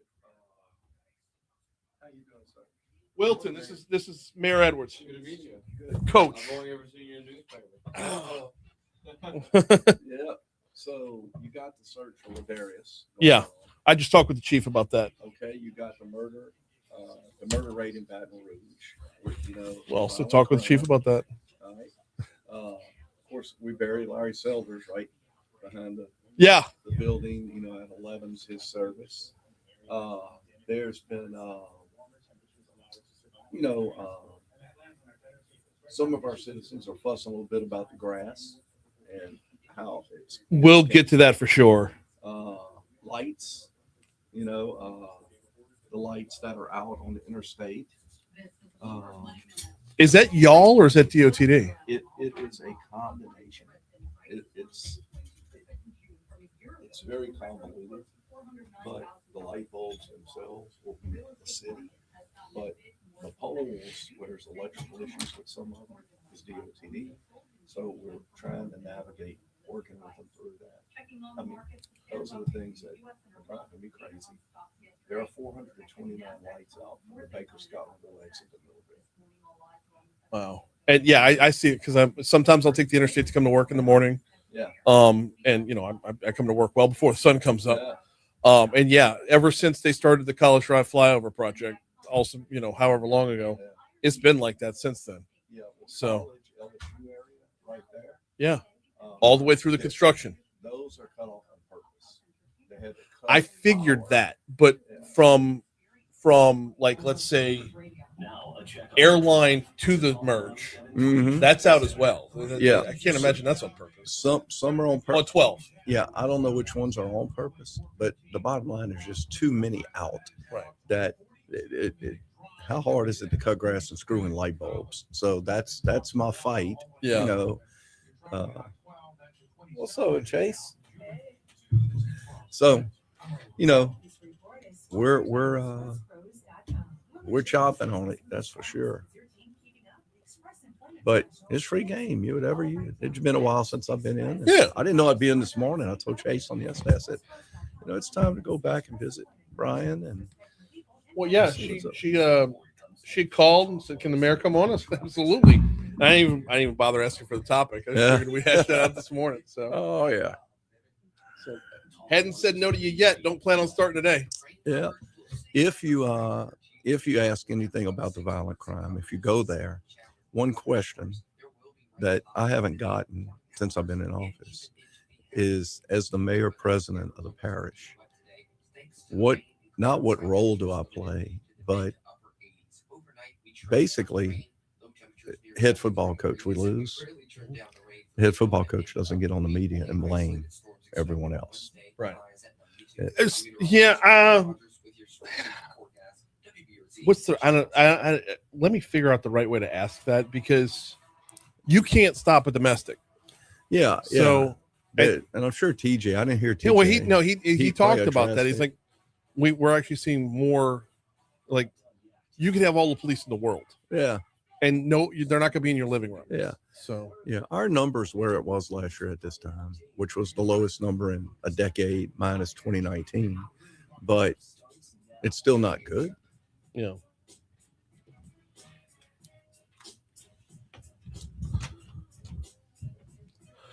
.806 Talk 107.3 FM WBRP mornings with Brian Haldane, rolling right along. Hour 3 coming your way right now. Brian here with you, Wilton producing. We're starting off the 8 o'clock hour at 73 degrees in downtown Baton Rouge as we broadcast live from the 180 Pro studio. Yeah, we're holding at 73 because that is coupled with rain and is a mess out there right now, and probably will be throughout most of the morning. We've got a busy hour this hour. Congressman Troy Carter, 835, little DC Current, presented by the Louisiana Association of Business and Industry. Normally we have this day in history coming in at this time, but we decided to flip the script a little bit because Mayor President Sid Edwards is in with us. Coach, how are you, sir? I am doing mighty fine. How are you? Doing very well this morning. Stack of topics to cover here today. I want to start off with, we just had Chief Morse in last hour. Right. And so I want to start off by covering a couple topics that we covered with him. Sure. Because there's going to be a different perspective from your office than his. Sure. What role does the mayor's office play in the search for Jadarius? Because he broke it down for us. You got 70 people signed up at 3 teams rotating through and whatnot. I mean, are you in this in an active role or more of a support role? I would say support role, but I've been active the weeks leading up to it, pretty much advocating, demanding if so, that we don't sit on our hands and we go try to recover this young man's remains. And I'm briefed daily. I'll be, weather permitting, I'll be out there today. I'm not one of the searchers, right? But have been in all the meetings with the FBI, the folks from Quantico, BRPD, all the way to the Cajun Navy, being briefed. I have a live feed in my office of as the results, wow. as they're digging. So we've been pretty involved, but the hard work, the nuts and bolts, the credit goes to all the aforementioned agencies that are actually doing the work. I know the delays have to feel rough. I mean, because there's no closure for the family until he's found. But the way Chief Morse explained the process of bringing the folks in from Quantico, there wasn't a way to make it happen sooner. No way. As a matter of fact, it was kind of unprecedented time frame of how quick we could lift the project up and get it going. And they're doing a job. It is just a painstaking, meticulous deal. Yeah. I mean, I don't want to be graphic, but we're not necessarily looking for a body. And, you're talking 6 weeks, a lot of compaction, a lot of heavy machinery. So, we're just looking for anything for closure for this beautiful family. 6 weeks. And then on top of that, the chief said it could take upwards of 70 days. That's from here. true. It feels ridiculous from the outside in, but once you start to understand a lot of the science and logistics, it is what it is. And you're looking, our landfill and waste management has done a wonderful job with their science of narrowing down the search, but there's never a guarantee still. We got Mayor President Sid Edwards in with us, and no guarantee, but they're not going to stop. They'll get results. That's my hope. That's my prayer. I'm confident. While we're on topics that we covered with Chief, while we're talking about crime in Baton Rouge, the homicide rate went up. I know there's a lot of online talk and between media and social media groups and whatnot. It's up by 2. And I know I'm not trying to be flippant about actual homicides, right? But it's the difference of a weekend, really. It's the difference of it's what we saw in drops last year. Now we're comparing that against this year. So bigger picture, I'm not necessarily worried. Now, obviously, you're not going to rest until the number 0. The same way the chief doesn't rest until the number 0. But how do you, in this role as mayor president, how do you absorb the numbers? Everybody that drops in Baton Rouge keeps me awake at night. I know, of course, within minutes of a murder, my public safety director, Chief LaDuff, working with Chief TJ Morse and Sid Gotro and the other partners, it's very, very important. And I get asked all the time, like, okay, What's the issue? Whatever. So the numbers are relative. We're about at the same we were last year, which was the lowest murder rate in a decade minus 2019. Right. But that's still not good. And I know the chief talked about, I'll give an example. Last summer, we didn't lose a teenager to gun violence. I had more programs propped up at that time, but we have more this summer. But many of our homicides, and I'm sure Chief talked about this, it doesn't matter how many police you have or how many programs you have. I mean, a guy shoots a guy over a carburetor, a car part a couple of weeks ago. Right. A brother kills a brother in their own living room. Right. A sister kills a brother in their own living room. But at the end of the day, Brian, as the mayor president, when I was a head football coach, anytime we lost a game or something didn't go right, I always took the hit because I'm the head guy and I'm the mayor president of this parish, and I take responsibility whether the murder rate is 5 or 55. Right. And just the public needs to know that I tirelessly with my team work to do what we can. Got a question. I know you're the interviewer, but I got a question. Go for it. How many murders do you think were 30 years ago in Baton Rouge, say the year 1996? 30 years ago. What do you think the numbers look like? I'm going to call it about 65. Okay, 76. So that's close. Yeah, I'm not that far off. You did very well. You did very well. You could set lines in Vegas. So 76. My DraftKings account says otherwise. So 76 murdered in Baton Rouge 30 years ago. What is it? Deep South culture, way of life. It's just not acceptable. Right. But people have free will, and what they're understanding is when you kill someone, you affect that person, their family, their kids, their mom and their grandpa, everybody. But you who pulled the gun, one thing we're very successful at in Baton Rouge is solving cases. Right. Okay. So now you're going to jail for the rest of your life, which affects your grandma, your mom, your sisters, your brothers, and everyone else. So, if people would just think and not, but it's a deal, conflict resolution, being able to, hey man, you got more food than me, or you diss me, or a dime bag of dope you owe me. So I guess what? I'm going to kill you. You're going somewhere, and then I'm going to prison for the rest of my life. See, and we always like to just, and I've always thought it was a lazy argument, but we blame Katrina for everything. Yeah. The change in population, the added, just from Katrina through now, there was a lot of blame of that for about a decade's worth. And then it slowly shifted into, well, Baton Rouge will never be the same. But I mean, 1996, that's a good 9 years before Katrina. So who we point the blame at there? That's right. It's, we just pray for the hand of God. Just know that we're working, we're doing whatever we can, to stymie it. And that's the hard part though, because you're not going to be in a living room. That's right. And we talked with Chief Morse about this as well. He'll pick up intel when people are beefing back and forth that you can, and we've talked with Hiller Moore about this a lot over the past, but you could pick up intel from time to time and try to interject.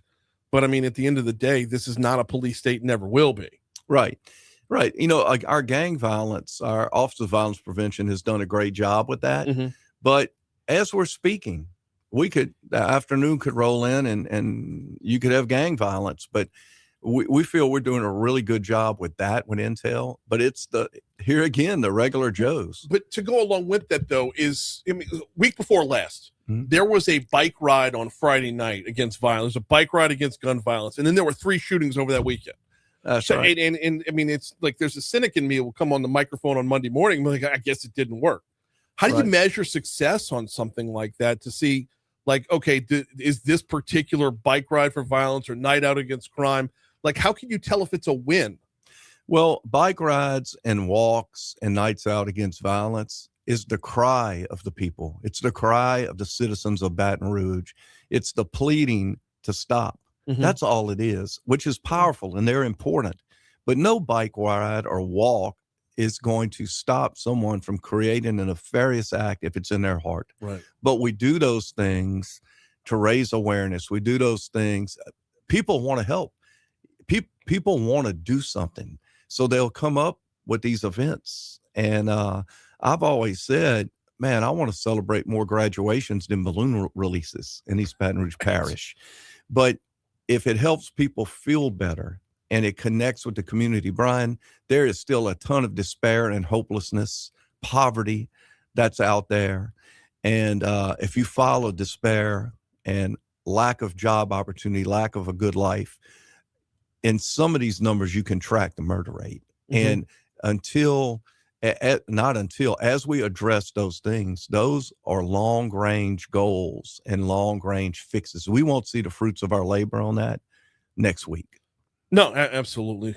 Mayor President Sid Edwards is in with us. I'm going to feel so petty with this pivot and topic here because we're talking pretty heavy things with the homicide rate. But when's somebody going to cut the grass?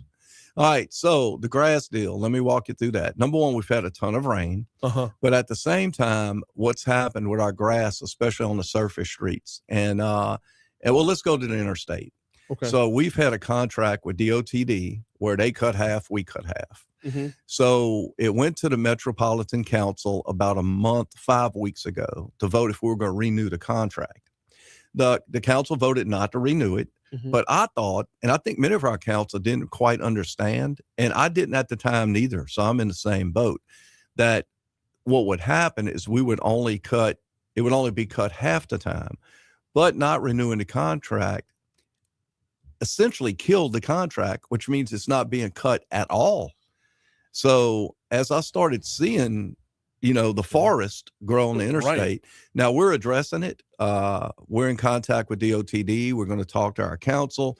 I'm contracting out a couple of companies. You'll see it's starting to get cut, but when you don't maintain it, it looks, we're baling hay. Yeah. Yeah. If you go to Acadian in college, okay, I've got a crew, and you said pivot. It's the group pivot through the Grove Recovery Center, which is the 150 people that we've gotten off the street. We've contracted them out. They not only cut Acadian, they bag the grass, edge and weed eat, and that's how it's supposed to look. So had Mason on to talk about this program last week. Right. Amazing program. It is. Can it grow? Can we get more? Oh yes, that's the deal. It can grow to where we can grid out where the grass is. It's just right now, if you cut, the parish is so vast. So if you cut grass in the city, say on Drusilla Lane, which that's where I was yesterday. It's above my hip. And you cut it there, and then you move on down the road and keep cutting. By the time you finish the cutting cycle, it's back to where it was. So we need more companies, more help, and I'm going to fix that. I'm going to tell you, Baton Rouge, our grass could get cut. We gonna cut the grass. Last one before we get you out of here. We got less than a minute to go. There's been a number of lights out on the interstate. And I know, this is not, if you're prioritizing problems, your car has headlights. But as you're driving through a pretty major city in Louisiana, for it to go dark from let's say, I'll just give you my route to work. 12 westbound to 10 westbound to downtown, 80% of that, the lights are out. It's amazing. I can tell you another example is how is it supposed to look? Go ride Goodwood Boulevard from Independence Park to Flannery. Oh, that's how it's supposed to look. That's my alternate route. If right. I don't feel like taking the interstate, I'll because we've tended to that. But if you take Sherwood Forest from Goodwood north to Florida Boulevard, it's pitch black. Yeah. So now we're digging into that. There are 429 lights out from the Baker Scotlandville exit to Millerville, headed east. And I know this because we counted them. I said, this is amazing. We counted them. So there's a lot of players in this. One is city parish. One is faulty equipment where the new LED lights don't match the electrical. So there's just a lot that goes into it, but I am pushing. And look, this isn't something that just came up. It's been 2 months when I started really noticing it, and it's going to take some time. Matter of fact, I have a meeting today with Entergy, who plays a role. And I want to start on the major thoroughfares first. And look what we're talking about. It's not petty. It's what the citizens want. The citizens want a clean, safe city. Oh, absolutely. And we've made great strides, but we're not nowhere near where we need to be. So, folks, we're going to keep working. He is Mayor President Sid Edwards. I appreciate a couple minutes this morning. Always my honor. 8:21 at Talk 107.3 FM. Quick break, coming back with This Day in History. All right. Kill the A. Was it kill?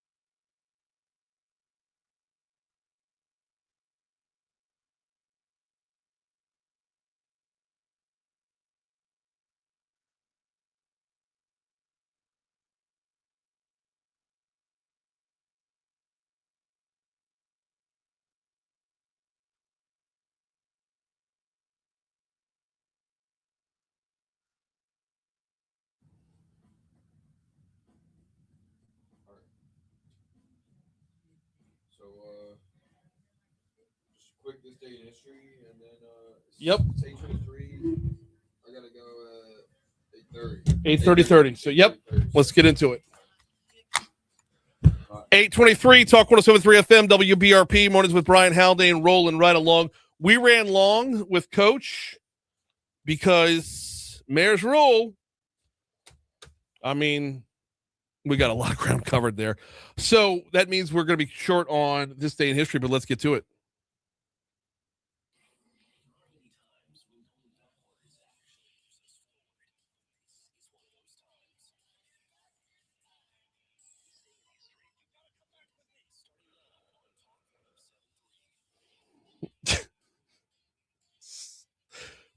What you got, Wilton?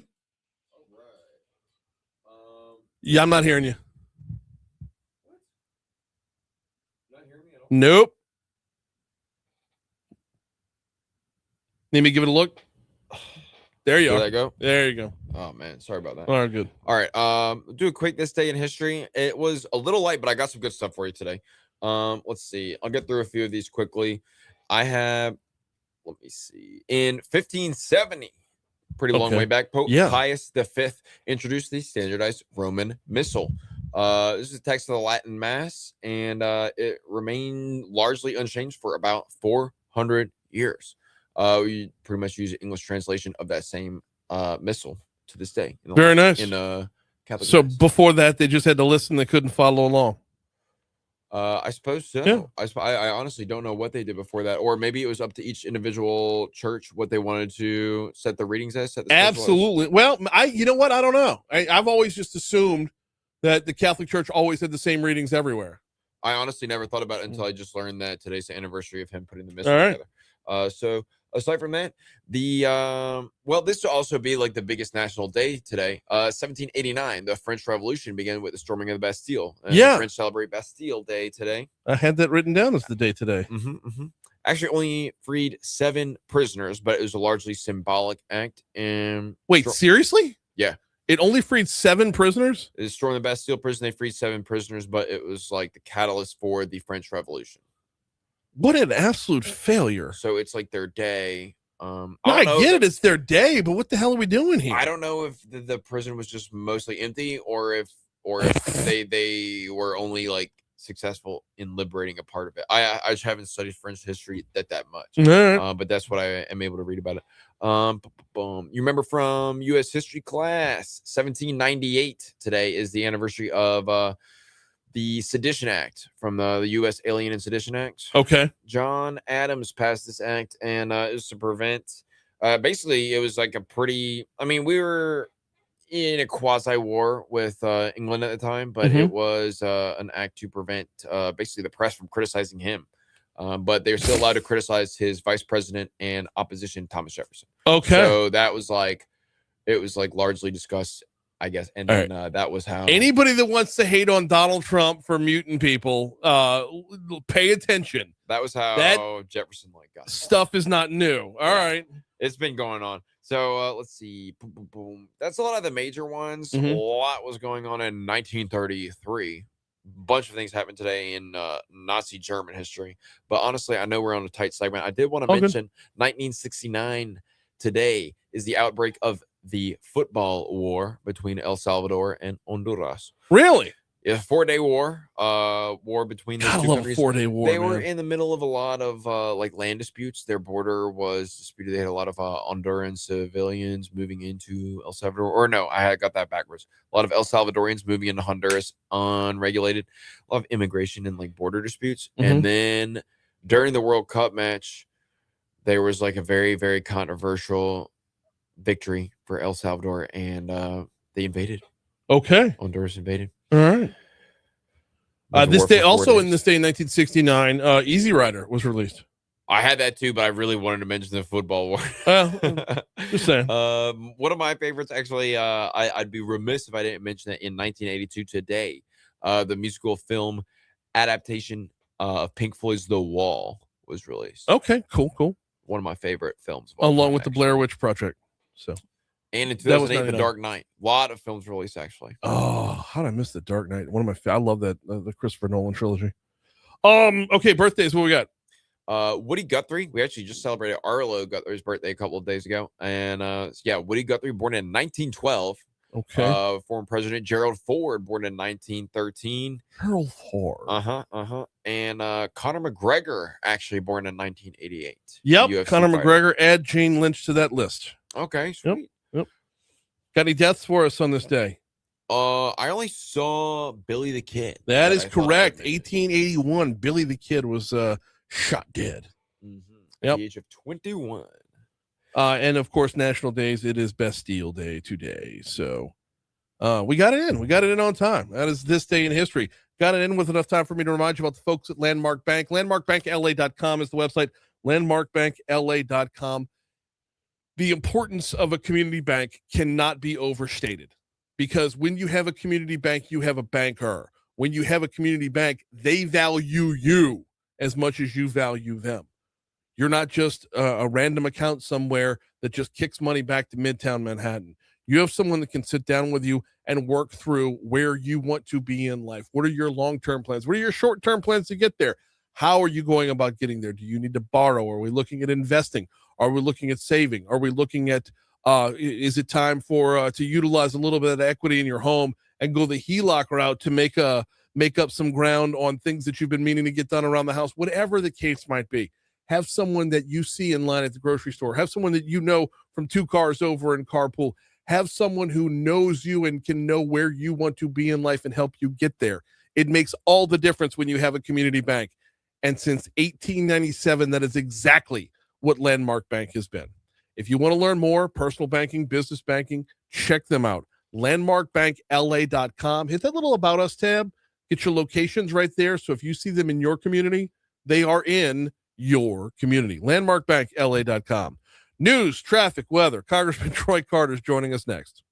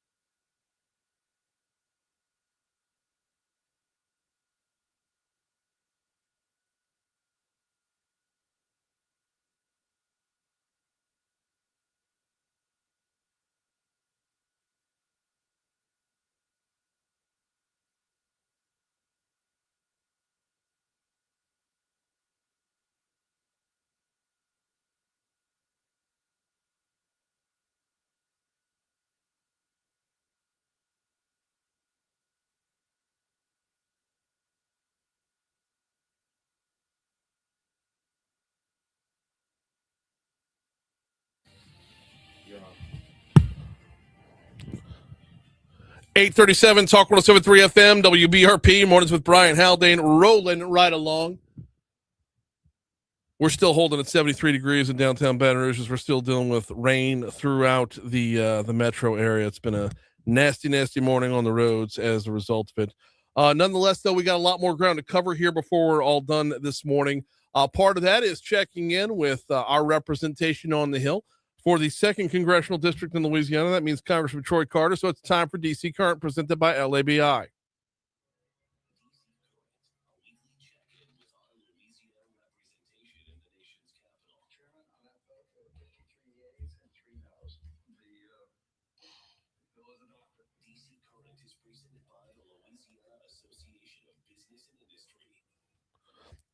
Congressman Troy Carter on the hotline with us this morning. How are you, sir? I am doing well, sir. How are you today? Doing very well as well. Are you in town or are you up in D.C.? I'm in D.C. No, I was asking because there's, and I know, I'm pretty sure your office put out a statement as well, because there's a pretty big funeral about to go on literally in the building next door to us this morning for State Senator Larry Selders. Yeah, he was a great guy. I released a statement, and I also have staff there presenting a letter of condolence on my behalf. Baton Rouge and the state's lost a great leader. He was a husband, a father, dedicated father. In fact, unfortunately, was at his kids' football practice when he collapsed with a massive heart attack. Yeah, I know. It just, that's, everyone who's a dad, I think probably, when you hear about that, you take into account not just losing the man, but losing that connection, losing that relationship too. It just, and I'd only had the opportunity to meet him 2 or 3 times, but every time I met him, he's one of those guys you just gravitate towards. Yeah, just a nice guy. I was in the Senate when he was in the House. We had a chance to serve together for a little while. Just a really pleasant human being, one of those guys that, regardless of what the issue is or was, just a decent human being, someone that you enjoyed being around. No, absolutely. And he will be sorely missed. We've got Congressman Troy Carter with us. This is DC Current, presented by the Louisiana Association of Business and Industry. Of course, you can learn more about your state's Chamber of Commerce by visiting labi.org. Let's pivot over to some business on Capitol Hill, if we could. This is one that I think you're going to have a lot of folks on both sides of the aisle really, really happy that it's become law. Talking about the 21st Century Housing Act. Tell me all about it. And a little bit about the path that it took to get there. Well, this is one that one of those rare occasions where you have overwhelming support in both chambers and both parties. Mm-hmm. Congress came together and passed one of the most significant housing reform packages in decades, even going back as far as LBJ. This is one of those issues that is so important, and it is a measure that will help the home buyers across the country. We know that safe, stable, and affordable housing is the foundation of America's success. But we have to make sure that we're protecting it, that we're not having these venture capitalists buying up whole neighborhoods. You will identify with this if for people out there, if you own a piece of land, if you own more than one piece of land, if you have a rental property, you probably get a phone call every day. Are you interested in selling that property? Sometimes even your primary residence, you get these blanket phone calls or text messages from people trying to buy your property. These are venture capitalist groups that are trying to come in and buy up entire neighborhoods. Right. Well, this is one measure that will block that. It's a measure that will make home ownership more affordable. It will create opportunities for people to become homeowners.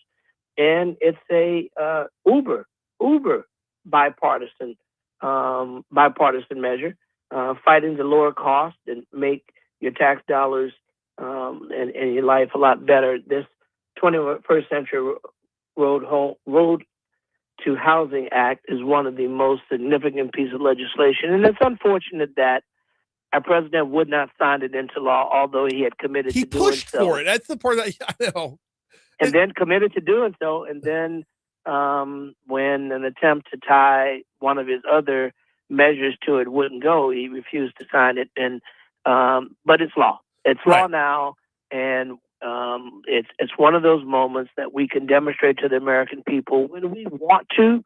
We can work together. When we want to, we can advance measures that's good for all Americans, not just some.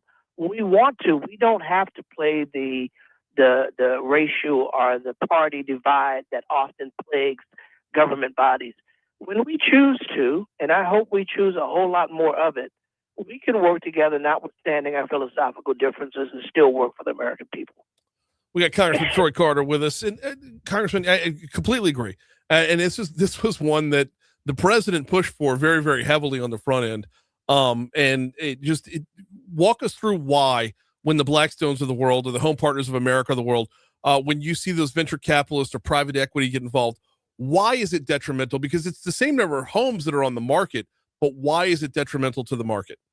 Well, because what happens is they buy them up in bulk, and then they control whole neighborhoods. They buy them up, and there various different things that can be done. They can price you out of the marketplace. They can create neighborhoods that they attempt to then have rezoned for commercial and take away residential quality. They can create more opportunities for undue disadvantages with Airbnb versus residential quality.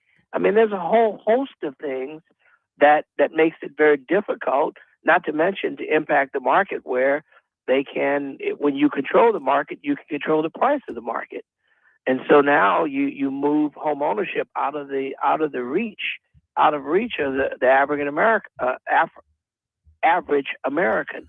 And what we really want to do is we want to make sure that every American, regardless of your race or zip code or even income, have an opportunity to own a home. We know empirically that in most cases it is cheaper to own a home than it is to rent.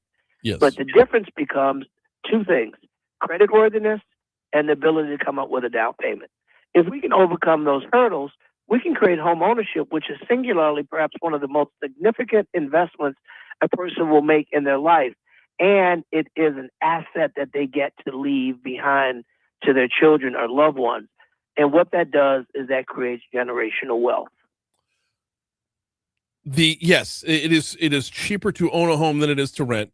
The problem is it is cheaper to sign a lease than it is to make the purchase. That's the rub right there. And this is very well explained. It's the down payment. Yeah. And the fallacy of the falseness of credit reporting. If I can afford to pay $2,000 in rent, I can damn sure afford to pay $700 in a house note. Right. Right? But it's like, no, sorry, you've been paying rent for $2,000 a month for the last 10 years, but we don't think you can afford to pay $700 to own your home. That makes no sense. Now, this is not as big of a problem as in Louisiana as it is in some places in the nation. Although if I remember running the numbers on it, in Louisiana, we're looking at about 15% of home purchases per year fall into the hands of those private equity companies, fall in the hands of those venture capitalists. So it's not an overwhelming backbreaking problem in Louisiana, but it is still on our radar. Well, sure. And if it's unchecked, it'll get worse. Well, of course. I mean, let me tell you, you get these phone calls every day. I mean, they're unrelentless. Yeah. And then you block that one, and then another one calls. It's like they're on a rapid dial that they're just one after another. They're spitting them out all day long. And I guess people who are strapped for cash or don't know the value of their property, someone comes and says they'll give you cash, and you sell out the family home. And then you realize the cash is gone, and now your homestead is gone, and that asset that means so much to your family and your family's wealth is gone too. So this goes a long way to protect home buyers existing, but also the opportunity for people who want to become home buyers. Listen, I'm very proud of this measure, very proud that we were able to do it all together, which again should give some hope to the American people that when we decide to do it, we can do a lot better job at working together for their benefit. Talk with Congressman Troy Carter. Got about 3 minutes left. I do want to shift gears to talk about Minority Mental Health Awareness Month. You and I, Congressman, every opportunity we get to talk mental health, I'm going to take advantage of it. And I saw you on Twitter, was a couple days ago on Twitter, posting up about mental health challenges affecting everyone. Talk to me a little bit about, talk to me a little bit about the challenges faced in minority communities specifically.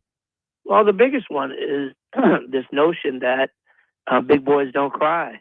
That, oh no, if you talk about mental health, someone's going to say you're crazy. And that is multiplied. I think it's across the board in all races, but I think it's even greater in communities of color because, we've been taught this machismo, suck it up. Mm-hmm. Suck it up. You can handle it. Big boys don't cry. Come on, man up. Man up. No, you need to man up. You need to open up. Right? Mm-hmm. And open up and admit that something bothers you, that you're having a challenge, that, you're depressed, you've got anxiety, you've got issues that can be helped. They can be corrected. They can be modified. But unchecked, it'll only get worse. And so during this time, my co-lead in a bipartisan fashion is Republican member Rich McCormick, who is my co-chair in the mental health space, is pushing for the exercise of awareness. Talk about it, accept it, and fix it. But the notion that you can stick your head in the sand and your mental health issue will go away. One of the most important things that we'll say today is to the listeners out there, you are not alone. You are not alone. If you're contemplating suicide, if you're depressed, you just don't want to get out of bed in the morning, you're not alone. But you're not without help. Right. Dial 988. There's a 24-hour person line that you can call any time of the day when you're contemplating hurting yourself or hurting someone else, or you just need somebody to talk to direct you to some resources. There's no fee involved. No one will trace your line. It's totally anonymous. You don't have to give any personal information, but they will be there to talk to you. And it speaks to the mental health awareness that we want to continue to work with. I've got a bill that is co-authored with Rich McCormick, is the Mental Health Workforce Act, which addresses mental health workforce shortages and urgent need for diversity among mental health providers in the United States. This bill would give us an opportunity to have tuition assistance for people who study and go into these spaces to make sure that we have competent professionals to address the growing need of mental health in our community. He is Congressman Troy Carter. We visit about this time every single week. We always appreciate the time, sir. Looking forward to talking next week. God bless you, my friend. Have a fantastic week. You do the same. Congressman Troy Carter, DC Current, presented by the Louisiana Association of Business and Industry. Learn more about them at labi.org, labi.org, the state's Chamber of Commerce. All right, we're due up for one more break before we come back, and we will come back and close it out next.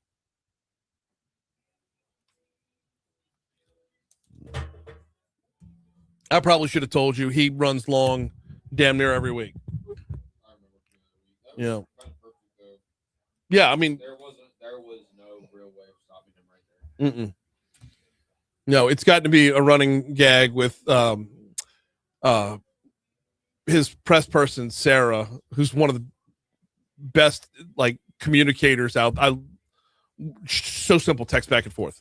She gets it. She gets the news cycle and how she's awesome. But it's got to be a running gag where I'll make fun of the congressman and she's like, well, don't tee him up so late in the segment. So oh no, he's great. He's one of those examples of I've tried to get Cleo Fields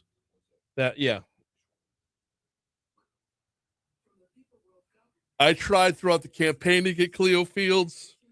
Eventually I stopped chasing people. It's not worth my time. And decent chance Cleo's out with this election anyway. So whoever replaces him will likely come on.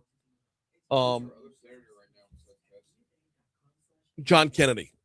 Oh yeah.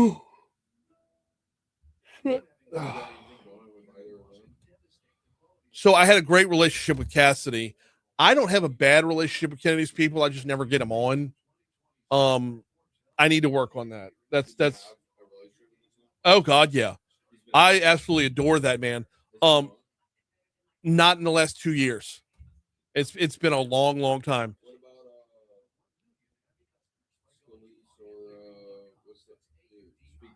Mike Johnson came on right before he became speaker was the last time I had him on. But like Scalise's district isn't in our listening area. Johnson's district isn't our listening area, and Higgins' district isn't our listening area. So I'm trying to make sure that if you're within earshot of us, you're going to hear from the person that is representing you. So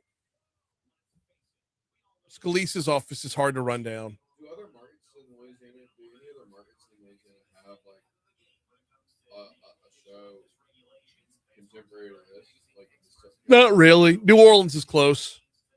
New Orleans, WWL does some stuff that's close to what I do.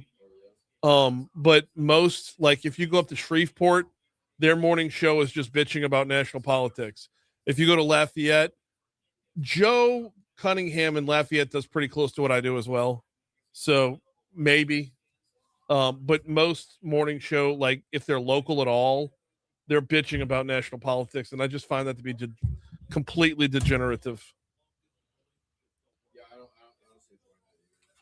Well, there's 3 reasons why. Number one, the media landscape, like when I'm doing my post in here, I listen to Moon Show because I'm interested, but like I'd never really listen to it in the car or like if I wasn't in this business at all. You know what I mean? Yeah. Like it's more of like a business interest. Right. Well, and Moon's a little bit different because he's statewide. He's a little bit different because he's on in every market in the state. Okay. So that's a little bit different. Hey, we're gonna play Meta 1 here, by the way. Throw away the Pennington thing. That's my bad. I apologize for sending you that.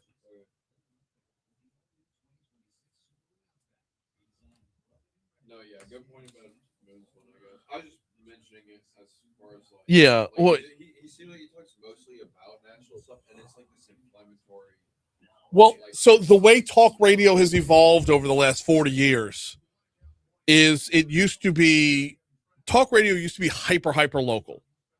And then when Rush Limbaugh got real famous, everybody started gravitating to talk about things on a national level. And then you have CNN, Fox News, MSNBC pounding down your throat every single day on national shit that's just lazy. It's not reporting. It's not news. It's just here's what Congress is doing that should piss you off. Or here's what the president's doing that should piss you off. Here's why the right should hate the left. Here's why the left should hate the right. And when it's that pervasive and inescapable, everyone starts talking about it. We actually left CBS and moved to ABC because their reporting was so far to the left. ABC leans left, but they're fair. Yep.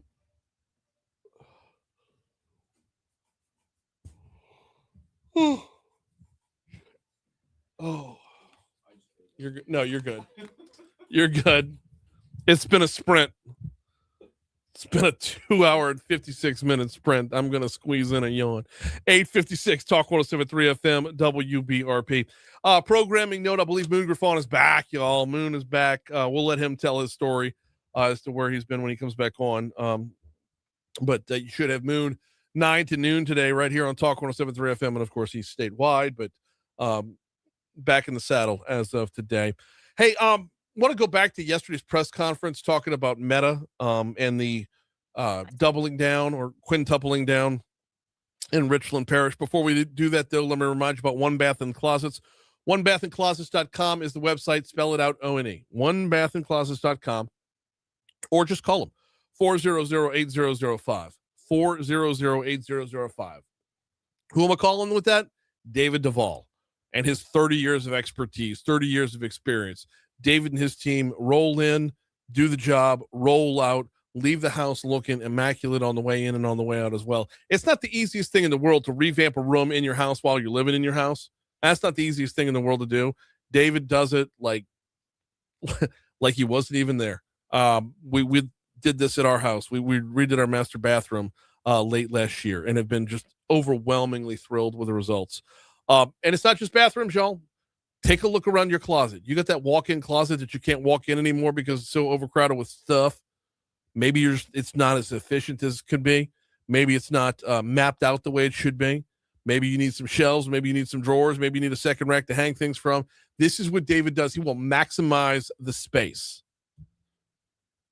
Give him a look at O&E, onebathandclosets.com. Yesterday, the big announcement was made. Meta is doubling, tripling, even quintupling down on investment when it comes to their data center in Richland Parish. Governor Landry spoke at length. So did Dina Powell McCormick with Meta, spoke as well. One of the things we were talking about earlier is when you're looking at an investment like this into a data center, and one of the hesitations that people have when it comes to data centers is how long will they be a great value? How long before they're made obsolete by technology? Well, give a listen to one of the things that Dina Powell McCormick from Meta had to say yesterday. You know, today in America, only 20% of small business owners are using AI. The 20% that use it are actually doubling and tripling their market share, their customer base. They're getting 6 and 7 hours back a day with that efficiency. And guess what they're doing? Hiring more people. And so I really want to send one important message, which is that we hope 80% more will join and use these tools to make them the most effective companies possible. So to go along with technology advancing, and every time technology advances, it makes things smaller. To go along with that, there's the other note that says the growth here is huge. So even when technology improves, there's going to be more people taking part. So, it doesn't matter if technology is going to improve. If Richard Hendricks creates Pied Piper and makes things smaller, it doesn't matter on that front. There's going to be more people using it. So I have very little worry on that front. Oh, we're out of here, y'all. We'll see you tomorrow. Moon's next. Did anybody get that last reference? Anyone at all? Or did I tell a joke for absolutely nobody? I'm leaning towards I told a joke for nobody. Did you ever watch the show Silicon Valley on HBO? You skipped it? All right. Put that. Do you have HBO Max? It's freaking hilarious. Thomas Middleditch, yeah. I don't know. Thomas Middleditch is the main character. He's not on SNL though. TJ Miller was on it. I think TJ Miller is on SNL. I thought he got canceled.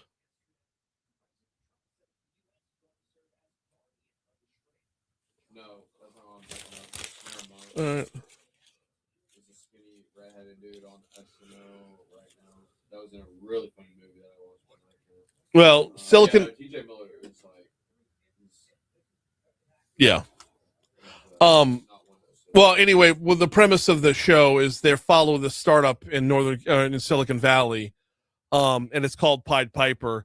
And basically, the main character, his name is Richard Hendricks, and he created a way to make music files smaller, or he was able to compress music files by an unbelievable compress them digitally while not losing the audio quality. That was his app or his whatever.